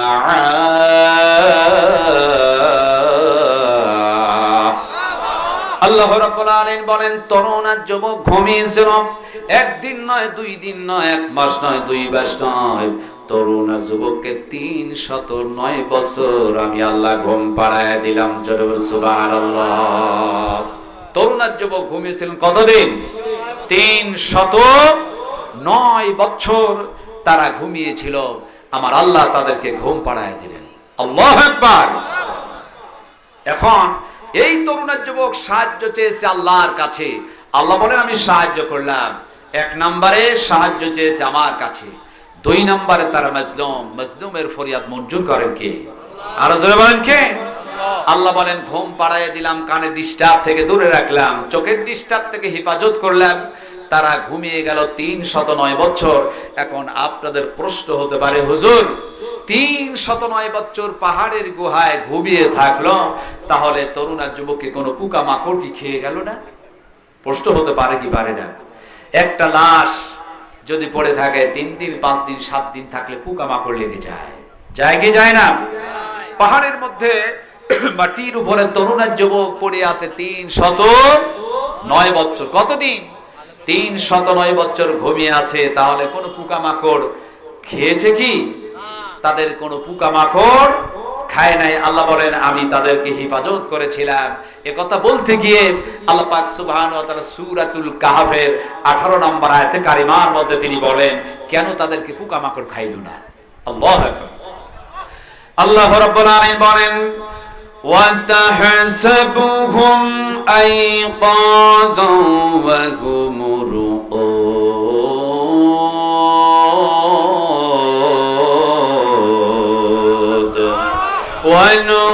ونقلبهم ذات اليمين وذات الشمال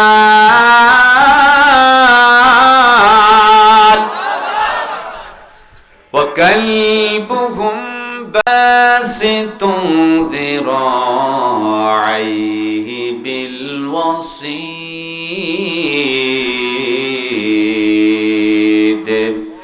لو اطلعت عليهم ولوليت منهم فرارا ولملئت منهم رعبا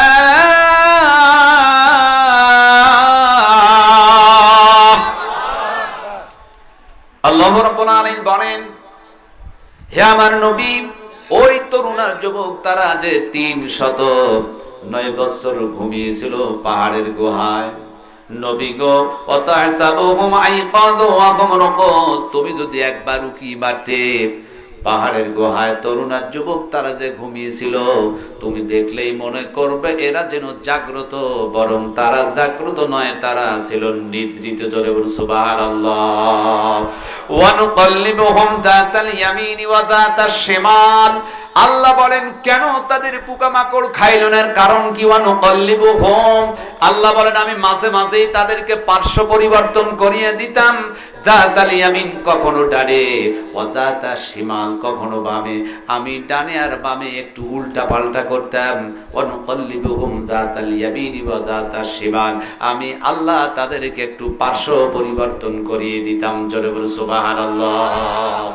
আমরা যখন বিছানায় ঘুমিয়ে থাকি, এক কাত হয়ে ঘুমিয়ে গেলে এক পার যখন লেগে যায়, তখন ঘুম ভেঙে গেলে ডান দিকে আবার যখন আমরা কাত হই, তখন ঘুমটা একটু ভালো হয় কি হয় না? ভালো হয় কি হয় না? আল্লাহ বলেন তরুণ আর যুবক ওয়া নুকাল্লিবুহুম, আমি পার্শ্ব পরিবর্তন করিয়ে দিতাম মাঝে মাঝে যাতাল ইয়ামিন ওয়া যাতাশ শিমাল, কখনো ডানে কখনো বামে একটু ঘোরায় দিতাম। আল্লাহু আকবার। আল্লাহ রাব্বুল আলামিন বলেন ওয়া কালবুহুম باسط ذراعيه بالوصيد,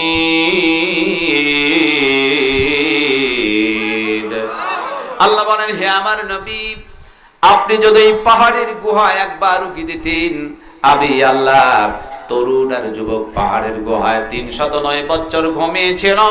তাদের পাহারাদার বানিয়ে রেখেছিলাম চতুষ্পদ জন্তু কুকুরকে। এই কুকুরকে আমি এমন ভাবে রেখেছিলাম, পাহাড়ের গুহায় কুকুরটা সামনের 2টা পা ছড়ায় দিয়ে হা করে জিহ্বা বের করে বসেছিল। নবীকে একবার যদি কুকুরের দৃশ্য তুমি দেখতে, তাহলে তোমার এত ভয় হতো, ভয় করে প্রকম্পিত হয়ে পিছনের দিকে দৌড় মারতে। জোরে বলুন আল্লাহু আকবার। এই কুকুরের দৃশ্য দেখলে আপনার বড় ভয় হতো, গোটা শরীর কাঁপতে থাকতো, বাঁচার জন্য পিছনের দিকে আপনি দৌড় মারতেন। কুকুরকে এমন ভাবে বানায় রাখা হলো। আমার ভাইরা, সেই তরুণ আর যুবকের যে পাহারাদার ছিল, চতুষ্পদ জন্তু কুকুর, যাকে আমরা মর্যাদা দেই না, সেই করে তাড়ায় দেই। মজলুম ব্যক্তির পাহারাদার হওয়ার কারণে চতুষ্পদ জন্তুকে আমার রবের কাছে এত প্রিয় হয়ে গেল, ওই কুকুরটাকে জান্নাতের ঘোষণা দিয়ে দিলেন। জোরে বলুন সুবহানাল্লাহ। একটা নিকৃষ্ট প্রাণী যদি মজলুমের পাহারাদার হওয়ার কারণে জান্নাতবাসী হয়ে যেতে পারে, আজকে যশোরের তাওহীদি জনতাকে আমি বলবো, আজকে আমাদের দেশের যারা মজলুম, এই মজলুমের পাহারাদার যদি আশরাফুল মাখলুকাত আমরা হয়ে যাই, আল্লাহ কি তিনি আমাদের জান্নাত দিতে পারে না? পারে কি পারে না? আমাদের দেশে তো আর মজলুম নাই, বন্ধু আছে নাকি? আমার ভাইরা, গোটা পৃথিবীর মুসলমান এখন মজলুম জাতি হয়ে গেছে। এই মজলুম জাতির পাহারাদার হওয়ার প্রয়োজন আছে কি নাই? আমরাও যদি মজলুমের পাহারাদার হয়ে যাই, আল্লাহ কিন্তু আমাদের জান্নাত দিতে পারে। পারে কি পারে না? মজলুমের পাহারাদার হওয়ার প্রয়োজন আছে কি নাই? তাদের পাশে আমাদের সকলকেই দাঁড়াতে আল্লাহ পাক তৌফিক দিন, সকলে আমিন। তাহলে তরুণ আর যুবক তারা ঘুমিয়েছিল কতদিন? 309 বছর তারা ঘুমিয়েছিল। আমার রব, আমার আল্লাহ তাদেরকে ঘুম পাড়ায় রাখলেন। তিনি এখন ইচ্ছে করলেন তাদের ঘুমটা একটু ভেঙে দিবেন। আল্লাহু আকবার। আল্লাহ পাক 309 বছর পর তরুণ আর যুবকের ঘুম ভেঙে দিয়ে তাদেরকে রুটি খাওয়ায় দিলেন। এ ক্ষমতা আল্লাহর আছে কি নাই? তার কারণ আল্লাহ দেখাতে চাইলেন মানুষ হাজার হাজার বছর কবরের মধ্যে শায়িত থাকবে। দুনিয়ার বুকে মানুষকে 309 বছর পর ঘুম ভাঙায় যদি জিন্দা করে আবার রুটি খাওয়াইতে পারে, আমার রব হাজার হাজার বছর কবরের মধ্য থেকে বান্দাকে জিন্দা করে আল্লাহ দরবারে দণ্ডায়মান করানো আল্লাহর জন্য অসম্ভব নয়। কথা আছে কিনা? তাহলে আল্লাহর কাছে আমাদের জবাবদিহি করতে হবে। তরুণ আর যুবকের ঘুম ভাঙিয়ে দিলেন 309 বছর পর। কথা আছে কিনা? আবার ভাইরা, আজকে আমি আপনাদেরকে বলবো, ঘুম ভাঙ্গার পর এই তরুণ আর যুবকের কি পরিণতি হয়েছিল, সেখানে একটা ঘটনা ঘটে গিয়েছিল। আমি আপনাদেরকে বলবো, একটু পরে ওটুকু বলবো। মা বোনে তো আছে, তাই না? আজকে আপনাদের এই বাজার ব্যবসায়ী কমিটির পক্ষ থেকে যে তাফসীর করার মাহফিলে আপনারা এসেছেন, অসংখ্য মায়েরাও এসেছে, তাদেরও বসার জায়গা আছে। মায়েদের সম্বন্ধে কোনো কথা বলা হয়নি, মায়েদের সম্বন্ধে কিছু কথা বলার দরকার আছে কি নাই? আছে কি নাই? মায়েদেরও কথা বলবো ইনশাআল্লাহ। আবার ভাইরা, আপনাদের কি খারাপ লাগছে? খারাপ লাগছে? ছেড়ে দেব কি? 11টা বাজে। আর কতক্ষণ চলবে? হ্যাঁ, আর কি আধা ঘন্টা চলবে? চলবে বড় ইনশাআল্লাহ। সকলে থাকবেন তো? আবার ভাইরা, কোরআনুল কারীম, তাহলে আল্লাহ পাক সুবহানাহু ওয়া তাআলা তিনি চাইলেন যে তরুণ আর যুবকের তিনি ঘুমটা একটু ভাঙিয়ে দিবেন। 309 বছর পর আল্লাহ পাক তরুণ আর যুবকের ঘুমটা ভাঙিয়ে দিলেন। আল্লাহু আকবার। এখন তরুণ আর যুবক ঘুম থেকে উঠেছেন প্রচন্ড ক্ষুধা। তার কারণ ঘুমিয়েছিল কতদিন? 309 বছর তারা ঘুমিয়েছিল।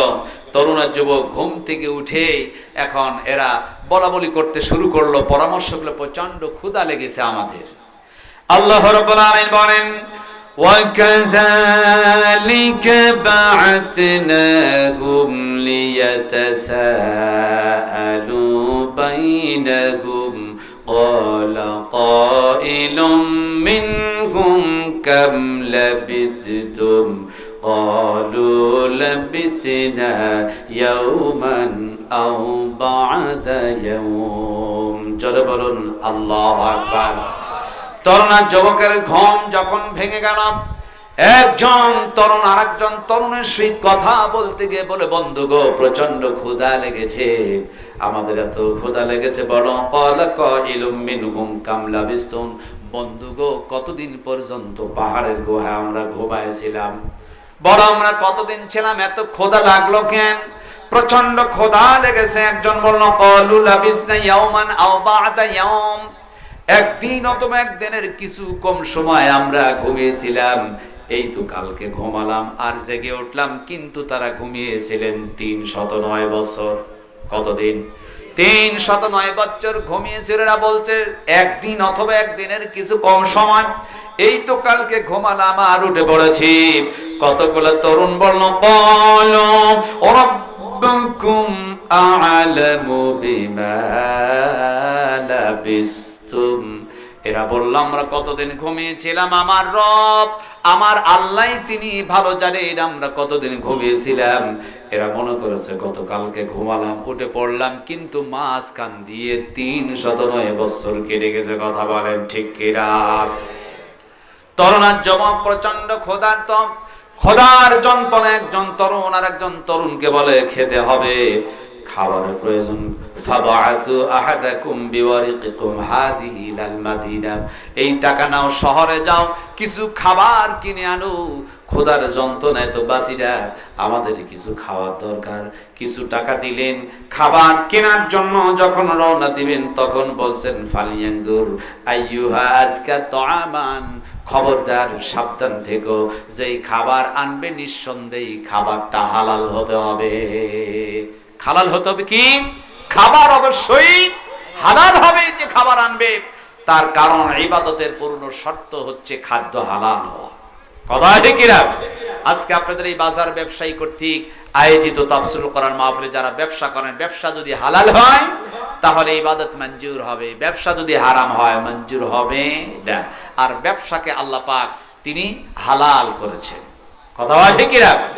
ব্যবসা করতে গিয়া মিথ্যা কথার আশ্রয় নেওয়া যাবে না। অনেক ব্যবসায়িক আছে মিথ্যা কথা বলে। শাড়ির যখন ব্যবসা হয় 500 টাকাতে কিনে এনে দাম যখন যায় 1500 টাকা, তখন আমরা ক্ষুধার কসম 1000 টাকা দিয়ে কিনে আনছি।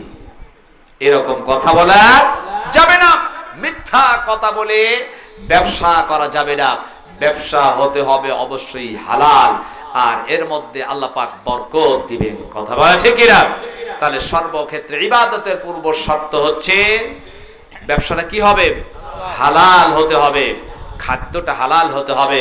বন্ধু খাবার কিনে আনবে, কিন্তু খাবারটা যেন অবশ্যই হালাল হয়, হালাল খাবার আনবে। আর ফালিয়াতিকুম বিরিজকিম মিনহু ওয়ালিয়াতালাত্তাফ ওয়ালা ইউশইরান্না বিকুম আহাদা, সাবধান থেকো, দেরি করবা না, কৌশল করে খুব দ্রুত ফিরে আসবে, যাতে বাদশা ডাকিয়ে নিছে লোকেরা টের পায়। ওরা যদি টের পায় তাহলে আমাদের কিন্তু হত্যা করবে। কিন্তু সময় কেটে গিয়ে 309 বছর, বাদশা ডাকিয়ে নিছে অনেক আগেই মারা গিয়ে হাড্ডিগুলো মাটির সাথে মিশে গেছে, এটা কিন্তু তাদের জানা নাই। ওদের ভয় বাদশা ডাকিয়ে নিছে আমাদের ধরে ফেলতে পারে।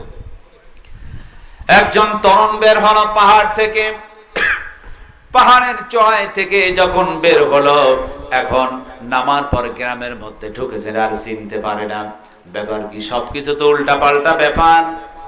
এই তো গতকালকে ঘুমালাম, গ্রামের চিত্র সব উল্টা হয়ে গেল। কারণ কি? তার কারণ 309 বছর কেটে গেছে, তরুণ আর যুবক জানেরা। আর 309 বছর কাটার কারণে গ্রাম শহর সব উল্টা পাল্টা হয়ে গেছে। হয় কি হয় না? 100 বছর পূর্বে যেমন ছিল এখন ওই রকম কিন্তু নাই। তার কারণ হচ্ছে চিত্রটা পরিবর্তন হয়, আবারও 100 বছর পর এই রকম থাকবে না, সবকিছু পরিবর্তন হবে। এখন তরুণ বুঝতে পারে না, একজন যুবককে ডাক দেওয়া, ভাই শহর কোন দিকে? বাজারের দিকে যেতে চাই, রুটি কিনতে হবে। ডাক দিল ওই দিকে শহর। তরুণ দৌড়াচ্ছেন বাজারের দিকে, শহরের দিকে দৌড়ায়। একজনকে ডেকে বলে রুটি পট্টি কোন দিকে? রুটি কিনতে চাই, দেখিয়ে দেওয়া হলো। দোকানদার দেখলেন তিনি রুটি বিক্রি করছেন। তরুণকে বলতেন ভাই রুটি কয় টাকা পিস? বলে 1 টাকা। বলে কেন? গতকালকে 1 টাকায় রুটি কিনলে মাথায় বহন করতে পারতাম না, এত দাম কেন? বলে কেন, অনেকদিন ধরেই তো 1 টাকা পিস। বলে না, গতকালকেই কিনলাম। তার মানে ওরা মনে করেছে এই তো গতকালকে ঘুমিয়েছি আর এখনই উঠলাম, কিন্তু সময় গিয়েছে কতদিন?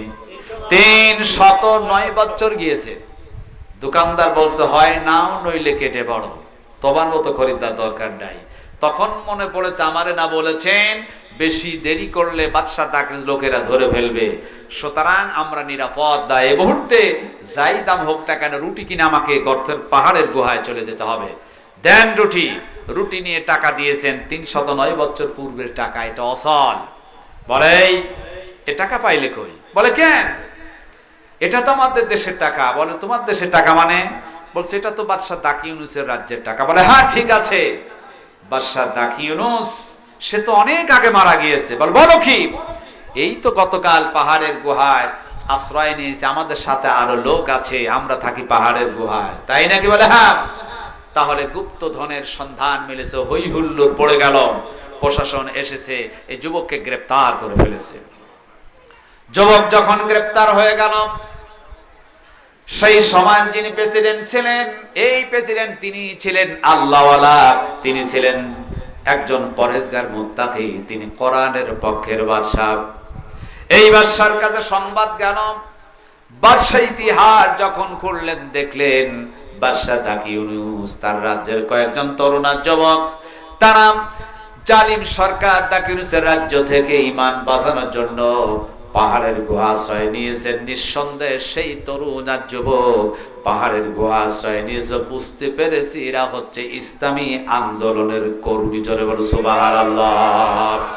বুঝতে পেরেছি ইসলামী আন্দোলনের কর্মীরা হচ্ছে আল্লাহওয়ালা, এরা দিনদার পরহেজগার মুত্তাকিন। সুতরাং আমার দলের লোক, আমাদের লোক, এদেরকে হিফাজত করতে আল্লাহু আকবার। ডাকতে বলেন তরুণ পাহাড়ে আর কি আছে? বলে আমার কিছু সাথী আছে।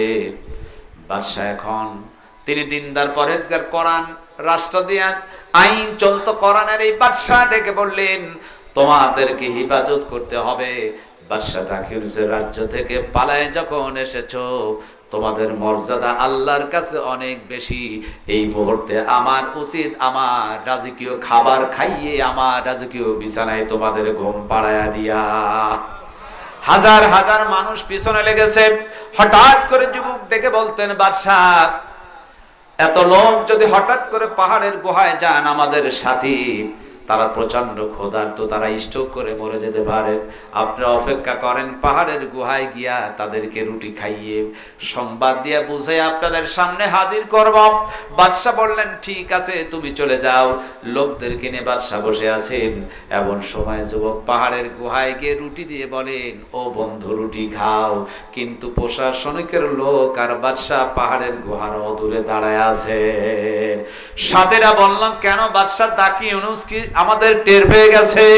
বলে না, বাদশা দাকি ইউনুস অনেক আগেই সে মারা গেছেন। যিনি হচ্ছেন বর্তমান বাদশা, সে কোরআন ইসলামী আন্দোলনে আমাদের পক্ষের লোক। আল্লাহু আকবার।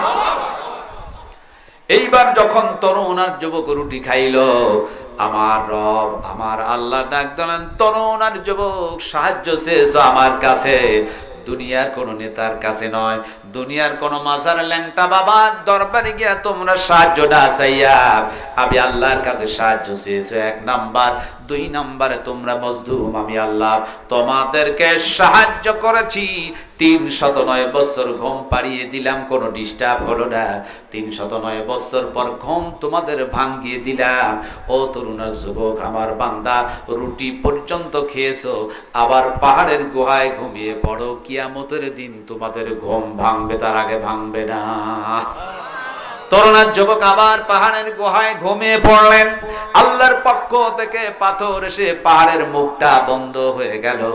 এখন বাদশা চিন্তা করেন ব্যাপার, আমার সাথীরা এত দেরি করে কেন? সেটা যখন পাহাড়ের সামনে হাজির হল, দেখলেন গুহার মুখটা বন্ধ হয়ে গেছে।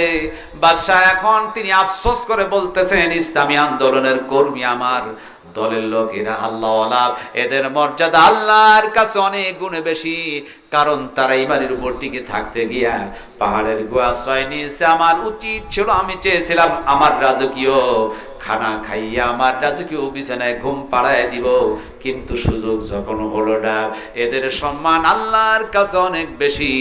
এই মুহূর্তে আমি বাদশাহ নিয়াত করে ফেললাম, এদের মর্যাদা যেহেতু বেশি, এদের সম্মানার্থে পাহাড়ের সামনে কিছু একটা তৈরি করে দিব। জোরে বলে সুবহানাল্লাহ। এদের সম্মান আছে, এদের সম্মানের জন্য এমন একটা জিনিস আবিষ্কার করব, যার মাধ্যমে তরুণ আর যুবকের সম্মান আরো বেড়ে যাবে, ইতিহাস হয়ে থাকবে। আল্লাহু আকবার। এখন আবিষ্কার করবেন, কি তৈরি করবেন? মহা পবিত্র কোরআনুল কারীম সূরাতুল কাহফের মধ্যে আল্লাহ রাব্বুল আলামিন তিনি বর্ণনা করেন, ইয ইয়াতানাযাউনা বাইনাহুম আমরহুম ফাকালু বুনু আলাইহিম বুনিয়ানা রাব্বুহুম আ'লামু বিহিম قال الذين غلبوا على أمرهم لنتخذن عليهم مسجدا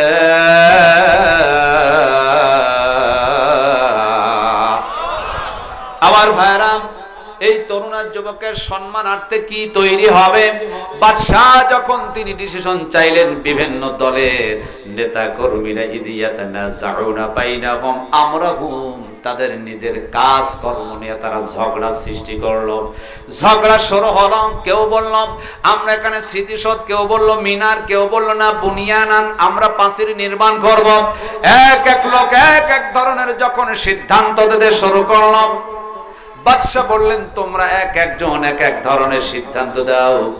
ওই সময় যারা ছিল আল্লাহওয়ালা ইসলামী আন্দোলনের যারা কর্মী ছিল, এরা বলল ক্বালাল্লাযীনা গালাবু আলা আমরিহিম লানাত্তাখিযান্না আলাইহিম মাসজিদা, আমাদের এই কাজকর্ম নিয়ে যে ঝগড়া জাটি হচ্ছে, এক একজন এক এক ধরনের কথাবার্তা বলছে, কেউ নির্মাণ করতে চায় প্রাচীর, আমরা এই মুহূর্তে সিদ্ধান্ত নিয়েছি এদের সম্মানার্থে মসজিদ বানায় দিব। জোরে বল সুবহানাল্লাহ।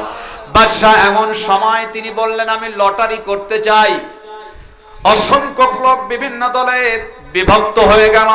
যখন লটারি করা হলো, আমার রব আমার আল্লাহ তিনি লানাত্তাখিযান্না আলাইহিম মাসজিদা, ওই লটারির মধ্যে মসজিদের নামটা উঠায় দিলেন।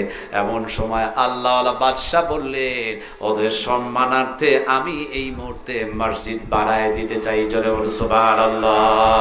আমার ভাইরা, কাউকে যদি আমরা সম্মান দেই, সম্মান দেব অবশ্যই, এমন কিছু আবিষ্কার করব না যেটা আবিষ্কার করলে কোরআন হাদিস সাংঘর্ষিক হয়। কথা বলে ঠিক কিনা?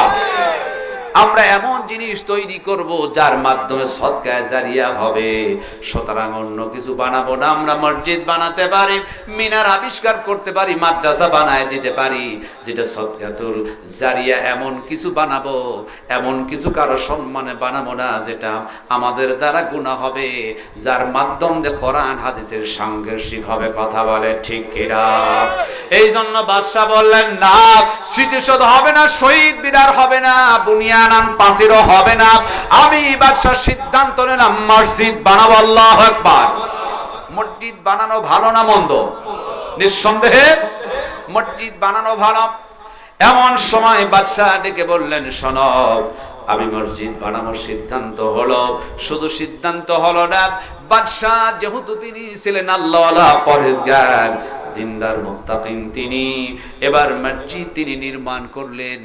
আর বললেন শুধু মসজিদ নির্মাণই নয়, গোটা পৃথিবীর লোকেরা যাতে জানে এটাই হচ্ছে আসহাবে কাহাফের সেই তরুণ আর যুবকের পাহাড়, এখানে তারা আছে। চিনবে কেমনি? আমি বাদশাহ এই মুহূর্তে সিদ্ধান্ত দিয়ে দিলাম ওই তরুণ আর যুবকের পাথরের উপর খোদাই করে নাম লিখে, মাঝখানে তাদের সাথী কুকুরের নামটা লিখে ওই মসজিদের দরজার ডান পাশে লটকিয়ে দেব। তামাম পৃথিবীর লোকেরা যাতে বোঝে এটা আসহাবে কাহাফের তরুণ আর যুবকের মসজিদ। আল্লাহু আকবার। আমার ভাইরা, তাহলে আমরা বুঝতে পেরেছি আজকের মাহফিলের মধ্যে সর্বক্ষেত্রে আমরা সাহায্য চাইবো কার কাছে? আরো জোরে বলেন, কার কাছে? ভবিষ্যতে কোনো কাজ করতে গেলে আমরা বলবো ইনশাআল্লাহ। কথা বলেন ঠিক কিনা? এরপরে যেমন আসহাবে কাহফের সেই তরুণ আর যুবক, তারা একমাত্র ঈমানের ছিল আমার রবের প্রতি। এরা বলেছিল জীবন চলে যেতে পারে, বাতিল শক্তির কাছে মাথা নত করব না। আজকে তরুণ সমাজ, যুবকের মর্যাদা আল্লাহর কাছে সবচাইতে বেশি। এই তরুণ আর যুবককে ফিরে আসতে হবে আল্লাহর কালাম কোরআনের কাছে। কথা বলেন ঠিক কিনা? কিন্তু বর্তমান সমাজের তরুণ আর যুবক, এরা নেশার মাধ্যম দিয়ে তারা তার চরিত্রটাকে নষ্ট করছে। কথা বলে ঠিক কিনা? কত নেশা, মদ, গাঁজা, ইয়াবা, ফেন্সিডিল, হেরোইন, ডাল, আছে কি নাই? আছে কি নাই? তরুণ আর যুবককে বলবো, খবরদার এই ধরনের নেশা দ্রব্যের মধ্যে ঢুইকা নিজেদের ঈমান নষ্ট করা যাবে না। আমার বিশ্বাস আমাদের সমাজে তরুণ আর যুবক নেশা ছেড়ে দিয়া আল্লাহর কালাম কোরআন যদি উঠিয়ে নিতে পারে, আমার বিশ্বাস সমাজটা সন্ত্রাস মুক্ত সমাজ, নেশা সমাজ সোনালী সমাজে পরিণত হয়ে যাবে। কথা বলেন ঠিক কিনা? এই জন্য তরুণ আর যুবকদের কোরআনের কাছে আসার প্রয়োজন আছে কি নাই? তরুণ আর যুবককে কোরআনুল কারীমের সংস্পর্শে আসতে হবে। আল্লাহ তৌফিক দিন। সকলে বলো আমিন। পর্দার মা বোনেরা যারা আছেন, মাদেরকে বলবো, বাপ আমার নবীজি বলেছেন মায়েদের কাজ হচ্ছে চারটি: 5 ওয়াক্ত নামাজ, রমজানের রোজা, স্বামী যদি থাকে স্বামীর খেদমত, আর পর্দায় যদি থাকে নবীজি বলেন বিনা হিসাবে মায়েরা জান্নাতে যাবে। জোরে বল সুবহানাল্লাহ। মাদেরকে বল, মা নামাজ হবে ওয়াক্ত সময় মতো। 2 নাম্বার রমজানের রোজা শুধু নয়, মায়েরা নফল রোজাও কিন্তু ছাড়ে না। কথা বল ঠিক কিনা? 3 নাম্বার, আমাদের দেশের মায়েরা তো স্বামীর খেদমতে খুব পটু। কিছু কিছু মা আছে দেখবেন, অনেক সময় যখন ব্যবসা বাণিজ্য কাজকর্ম থেকে স্বামী এসে বলে রহিবা 1 গিলাস পানি দাও, অভিমান করে, কেন জকে আছে ঢেলে খাও। এরকম মা কিছু আছে কি নাই? কত মা আছে স্বামীকে গুনতেই চায় না, বলে আমি হয়েই ভাত খাইলাম, অন্য কেউ হলে ভাতই খাইতো না।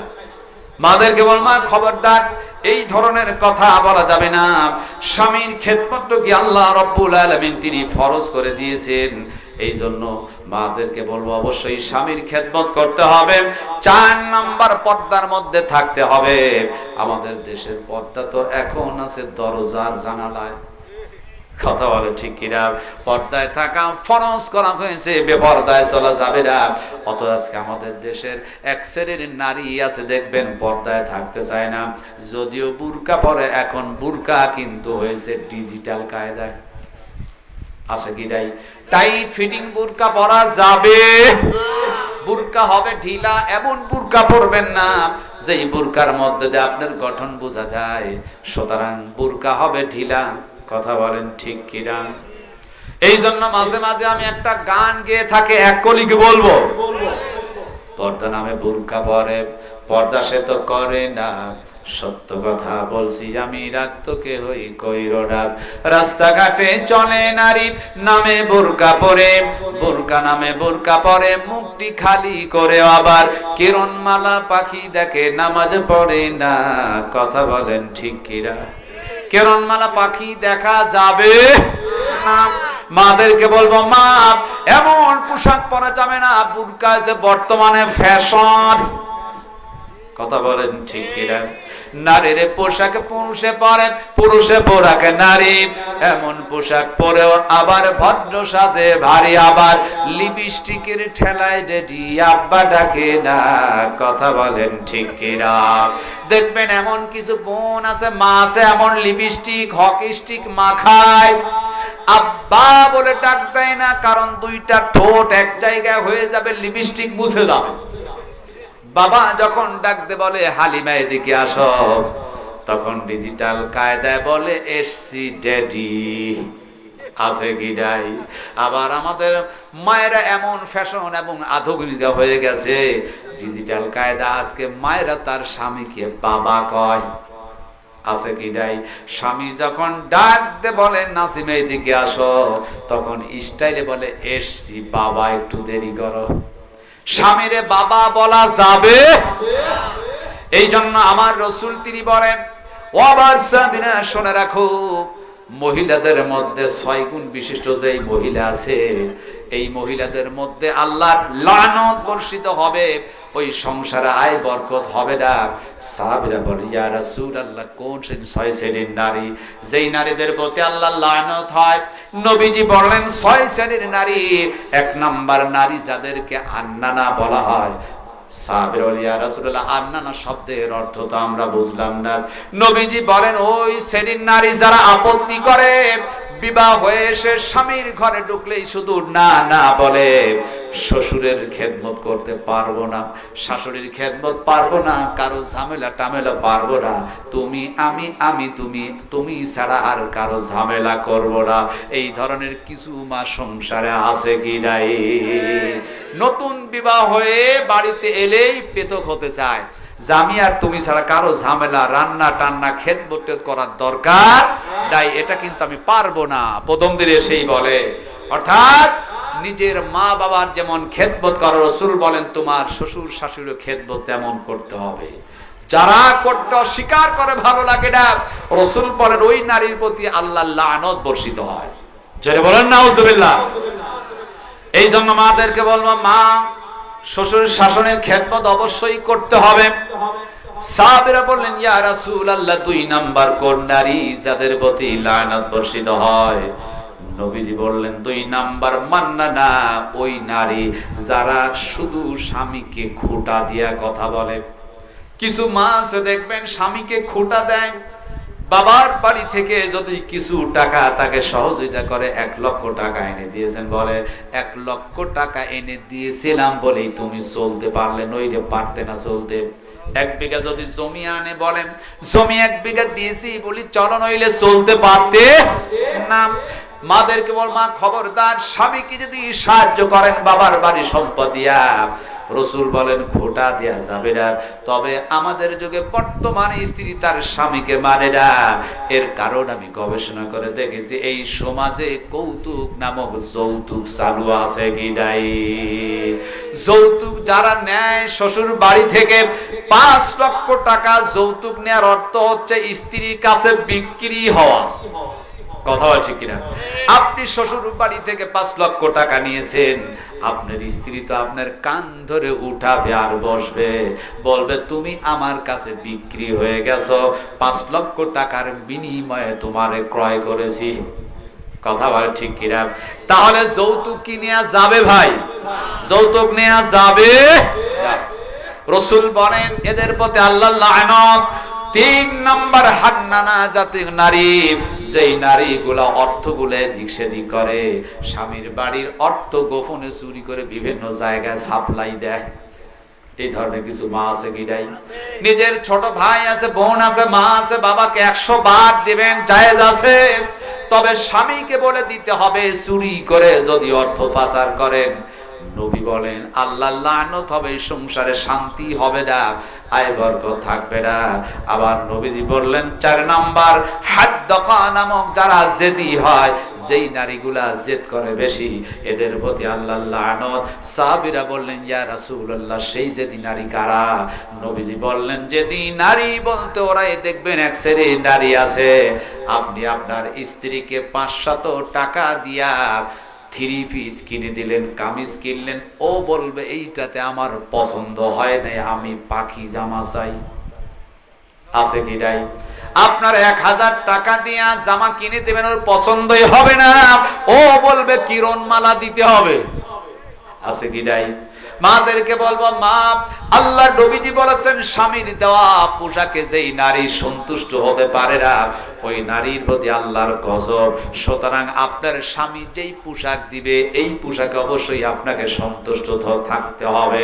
যেই নারীগুলা স্বামীর দেওয়া পোশাকে সন্তুষ্ট হয় না, তার কারণ বর্তমান যুগের নারীরা নিজে কিনতে চায়, এমনকি স্বামীর পোশাকটাও নারীরা এখন চয়েস করে। কথা বলেন ঠিক কিনা?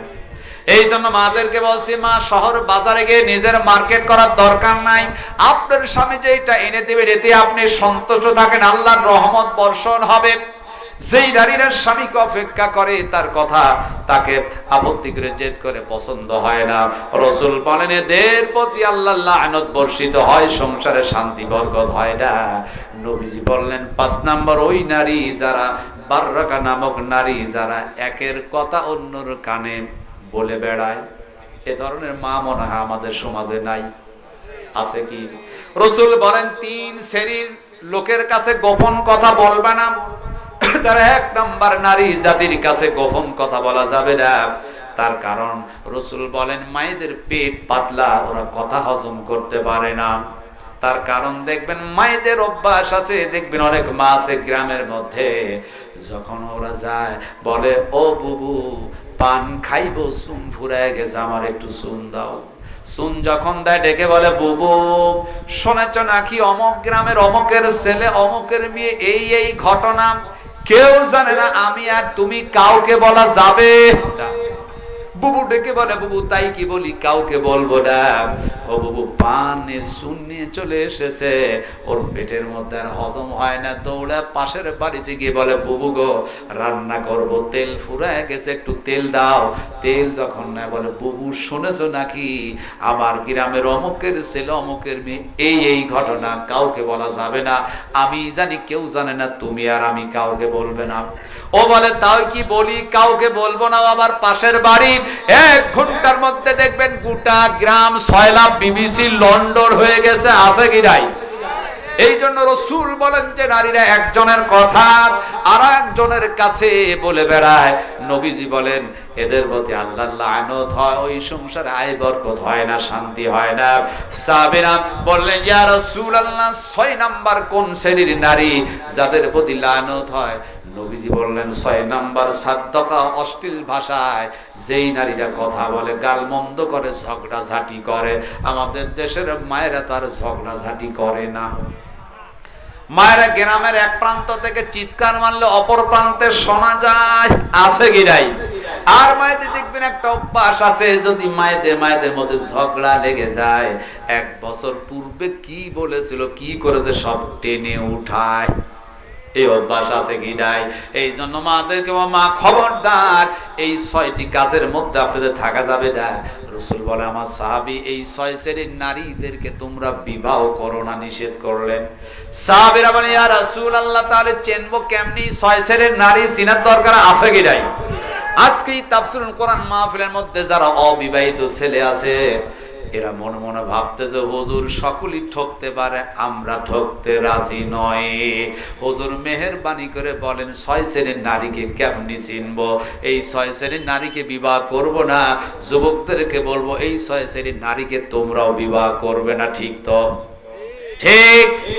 তাহলে চেনার প্রয়োজন আছে কি নাই? এই 6 শ্রেণীর নারীর চিনার উপায় আমার রাসূল হাদিস শরীফের মধ্যে বর্ণনা করলেন। আমার ভাইরা আপনাদের এলাকায় গরু ক্রয়ের হাট আছে নাকি? গরুর হাট কোথায়? নোয়াপাড়াতে না?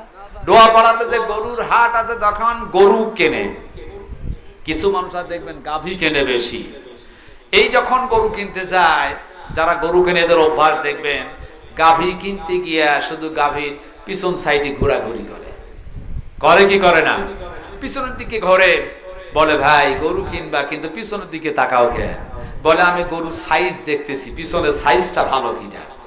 তার কারণ ও জানে গরুর যদি দুধ বেশি হয়, নিঃসন্দেহে গাভীর যে বাচ্চা হবে বাচ্চাটিও ভালো হবে। কথা ঠিক কিনা?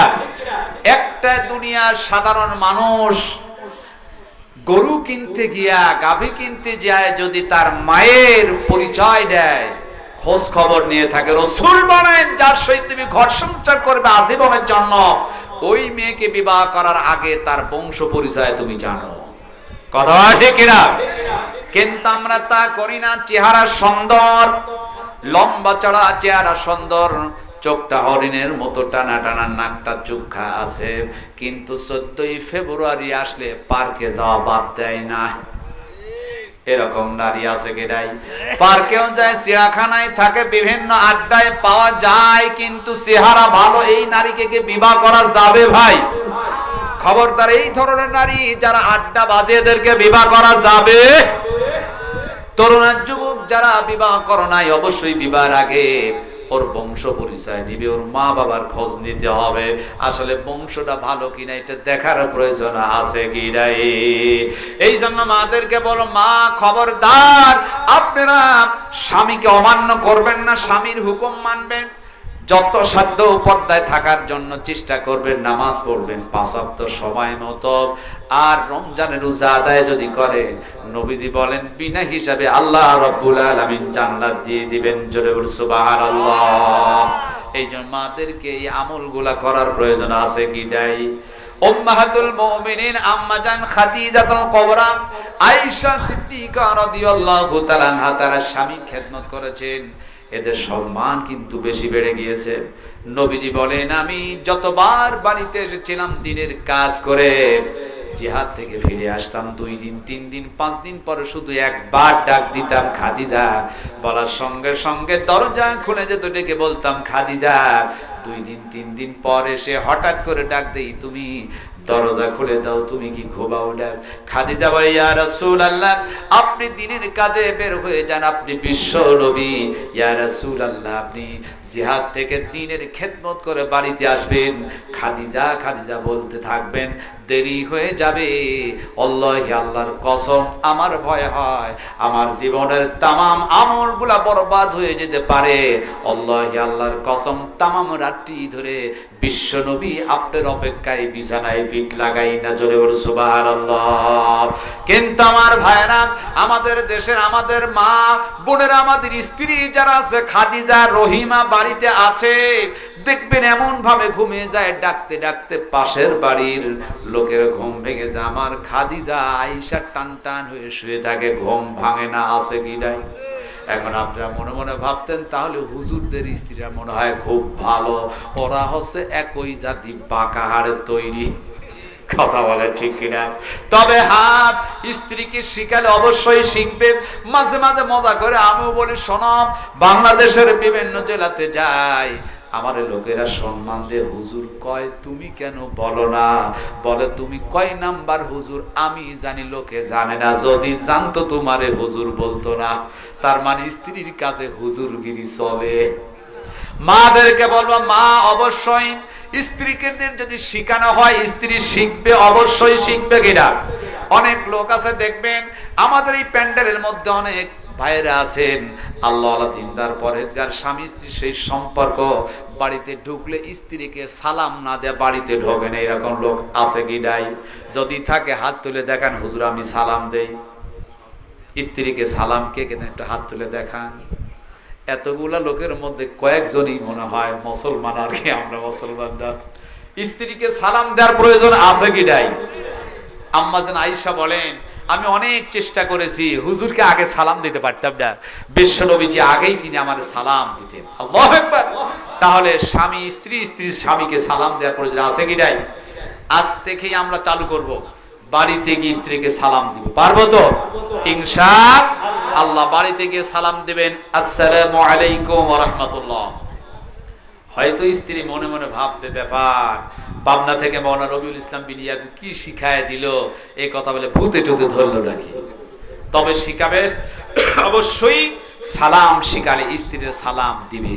কথা বলা ঠিক কিনা? রাসূল বলেছেন, আসসালামু ক্বাবলাল কালাম, কথাবার্তার পূর্বে তোমরা আগে সালাম দাও। আমাদের ছোট ছোট বাচ্চাদেরকে সালাম শেখানোর প্রয়োজন আছে কি নাই? এদেরকে সালাম শেখাতে হবে। বিদায়ের সময় আল্লাহ হাফিজ এই সমস্ত শব্দগুলো শিখাতে হবে। কিন্তু বর্তমানে আমাদের সমাজের মধ্যে এইগুলো এখন আর দেয়। এখন আমরা বিদায়ের সময় ছোট ছোট বাচ্চাদের হাত নেড়ে বলে, বাবু একটু টাটা দাও, টাটা টাটা, তার মানে কপালে ঝাঁটা। কথা ঠিক কিনা? কপালে ঝাঁটা এই কাজ করা যাবে না। বাই বাই টাটা, এটা মুসলমানের কোন সংস্কৃতি হতে পারে না। বিদায় হিসেবে আল্লাহ হাফিজ এই সবগুলো আমাদের বাচ্চাদেরকে শিখাতে হবে। কথা ঠিক কিনা? আমাদের বাচ্চাগুলাকে আল্লাহর কালাম কোরআন শিখাতে হবে। মাদ্রাসায় দিবেন, মক্তবে দিবেন, ভিত্তিটি মজবুত হবে। এরপর কলেজ ইউনিভার্সিটি পড়ান, কোনো সমস্যা নাই। আল্লাহর কাছে পৃথিবীতে যত ডিগ্রি অর্জন করেন, আল্লাহর কাছে কোনো মর্যাদা নেই যতক্ষণ পর্যন্ত ওহির জ্ঞান আপনার ভিতরে না থাকবে। তাহলে ওহির জ্ঞান আমাদের শিখার প্রয়োজন আছে কি নাই? আছে কি নাই? আমাদের দেশে দেখেন, আমি যেইটা কথা বলছি মাইক্রোফোন, এটাকে যিনি আবিষ্কার করেছেন এর বুদ্ধি আছে কি নাই? এ বুদ্ধিমান না? মোবাইল ফোনে কথা বলি, যিনি আবিষ্কার করেছেন এর বুদ্ধি আছে কি নাই? এও কিন্তু বুদ্ধিমান। টিভি যিনি আবিষ্কার করেছেন তিনিও বুদ্ধিমান। কিন্তু আল্লাহ বলছে তোমরা প্রকৃত পক্ষে বুদ্ধিমান হইতে পারো নাই। আল্লাহর কাছে প্রকৃত পক্ষে বুদ্ধিমান কে? আল্লাহ রাব্বুল আলামিন বলেন, আল্লাযীনা ইয়াসতামিউনাল কওলা ফায়াত্তাবিউনা আহসানাহু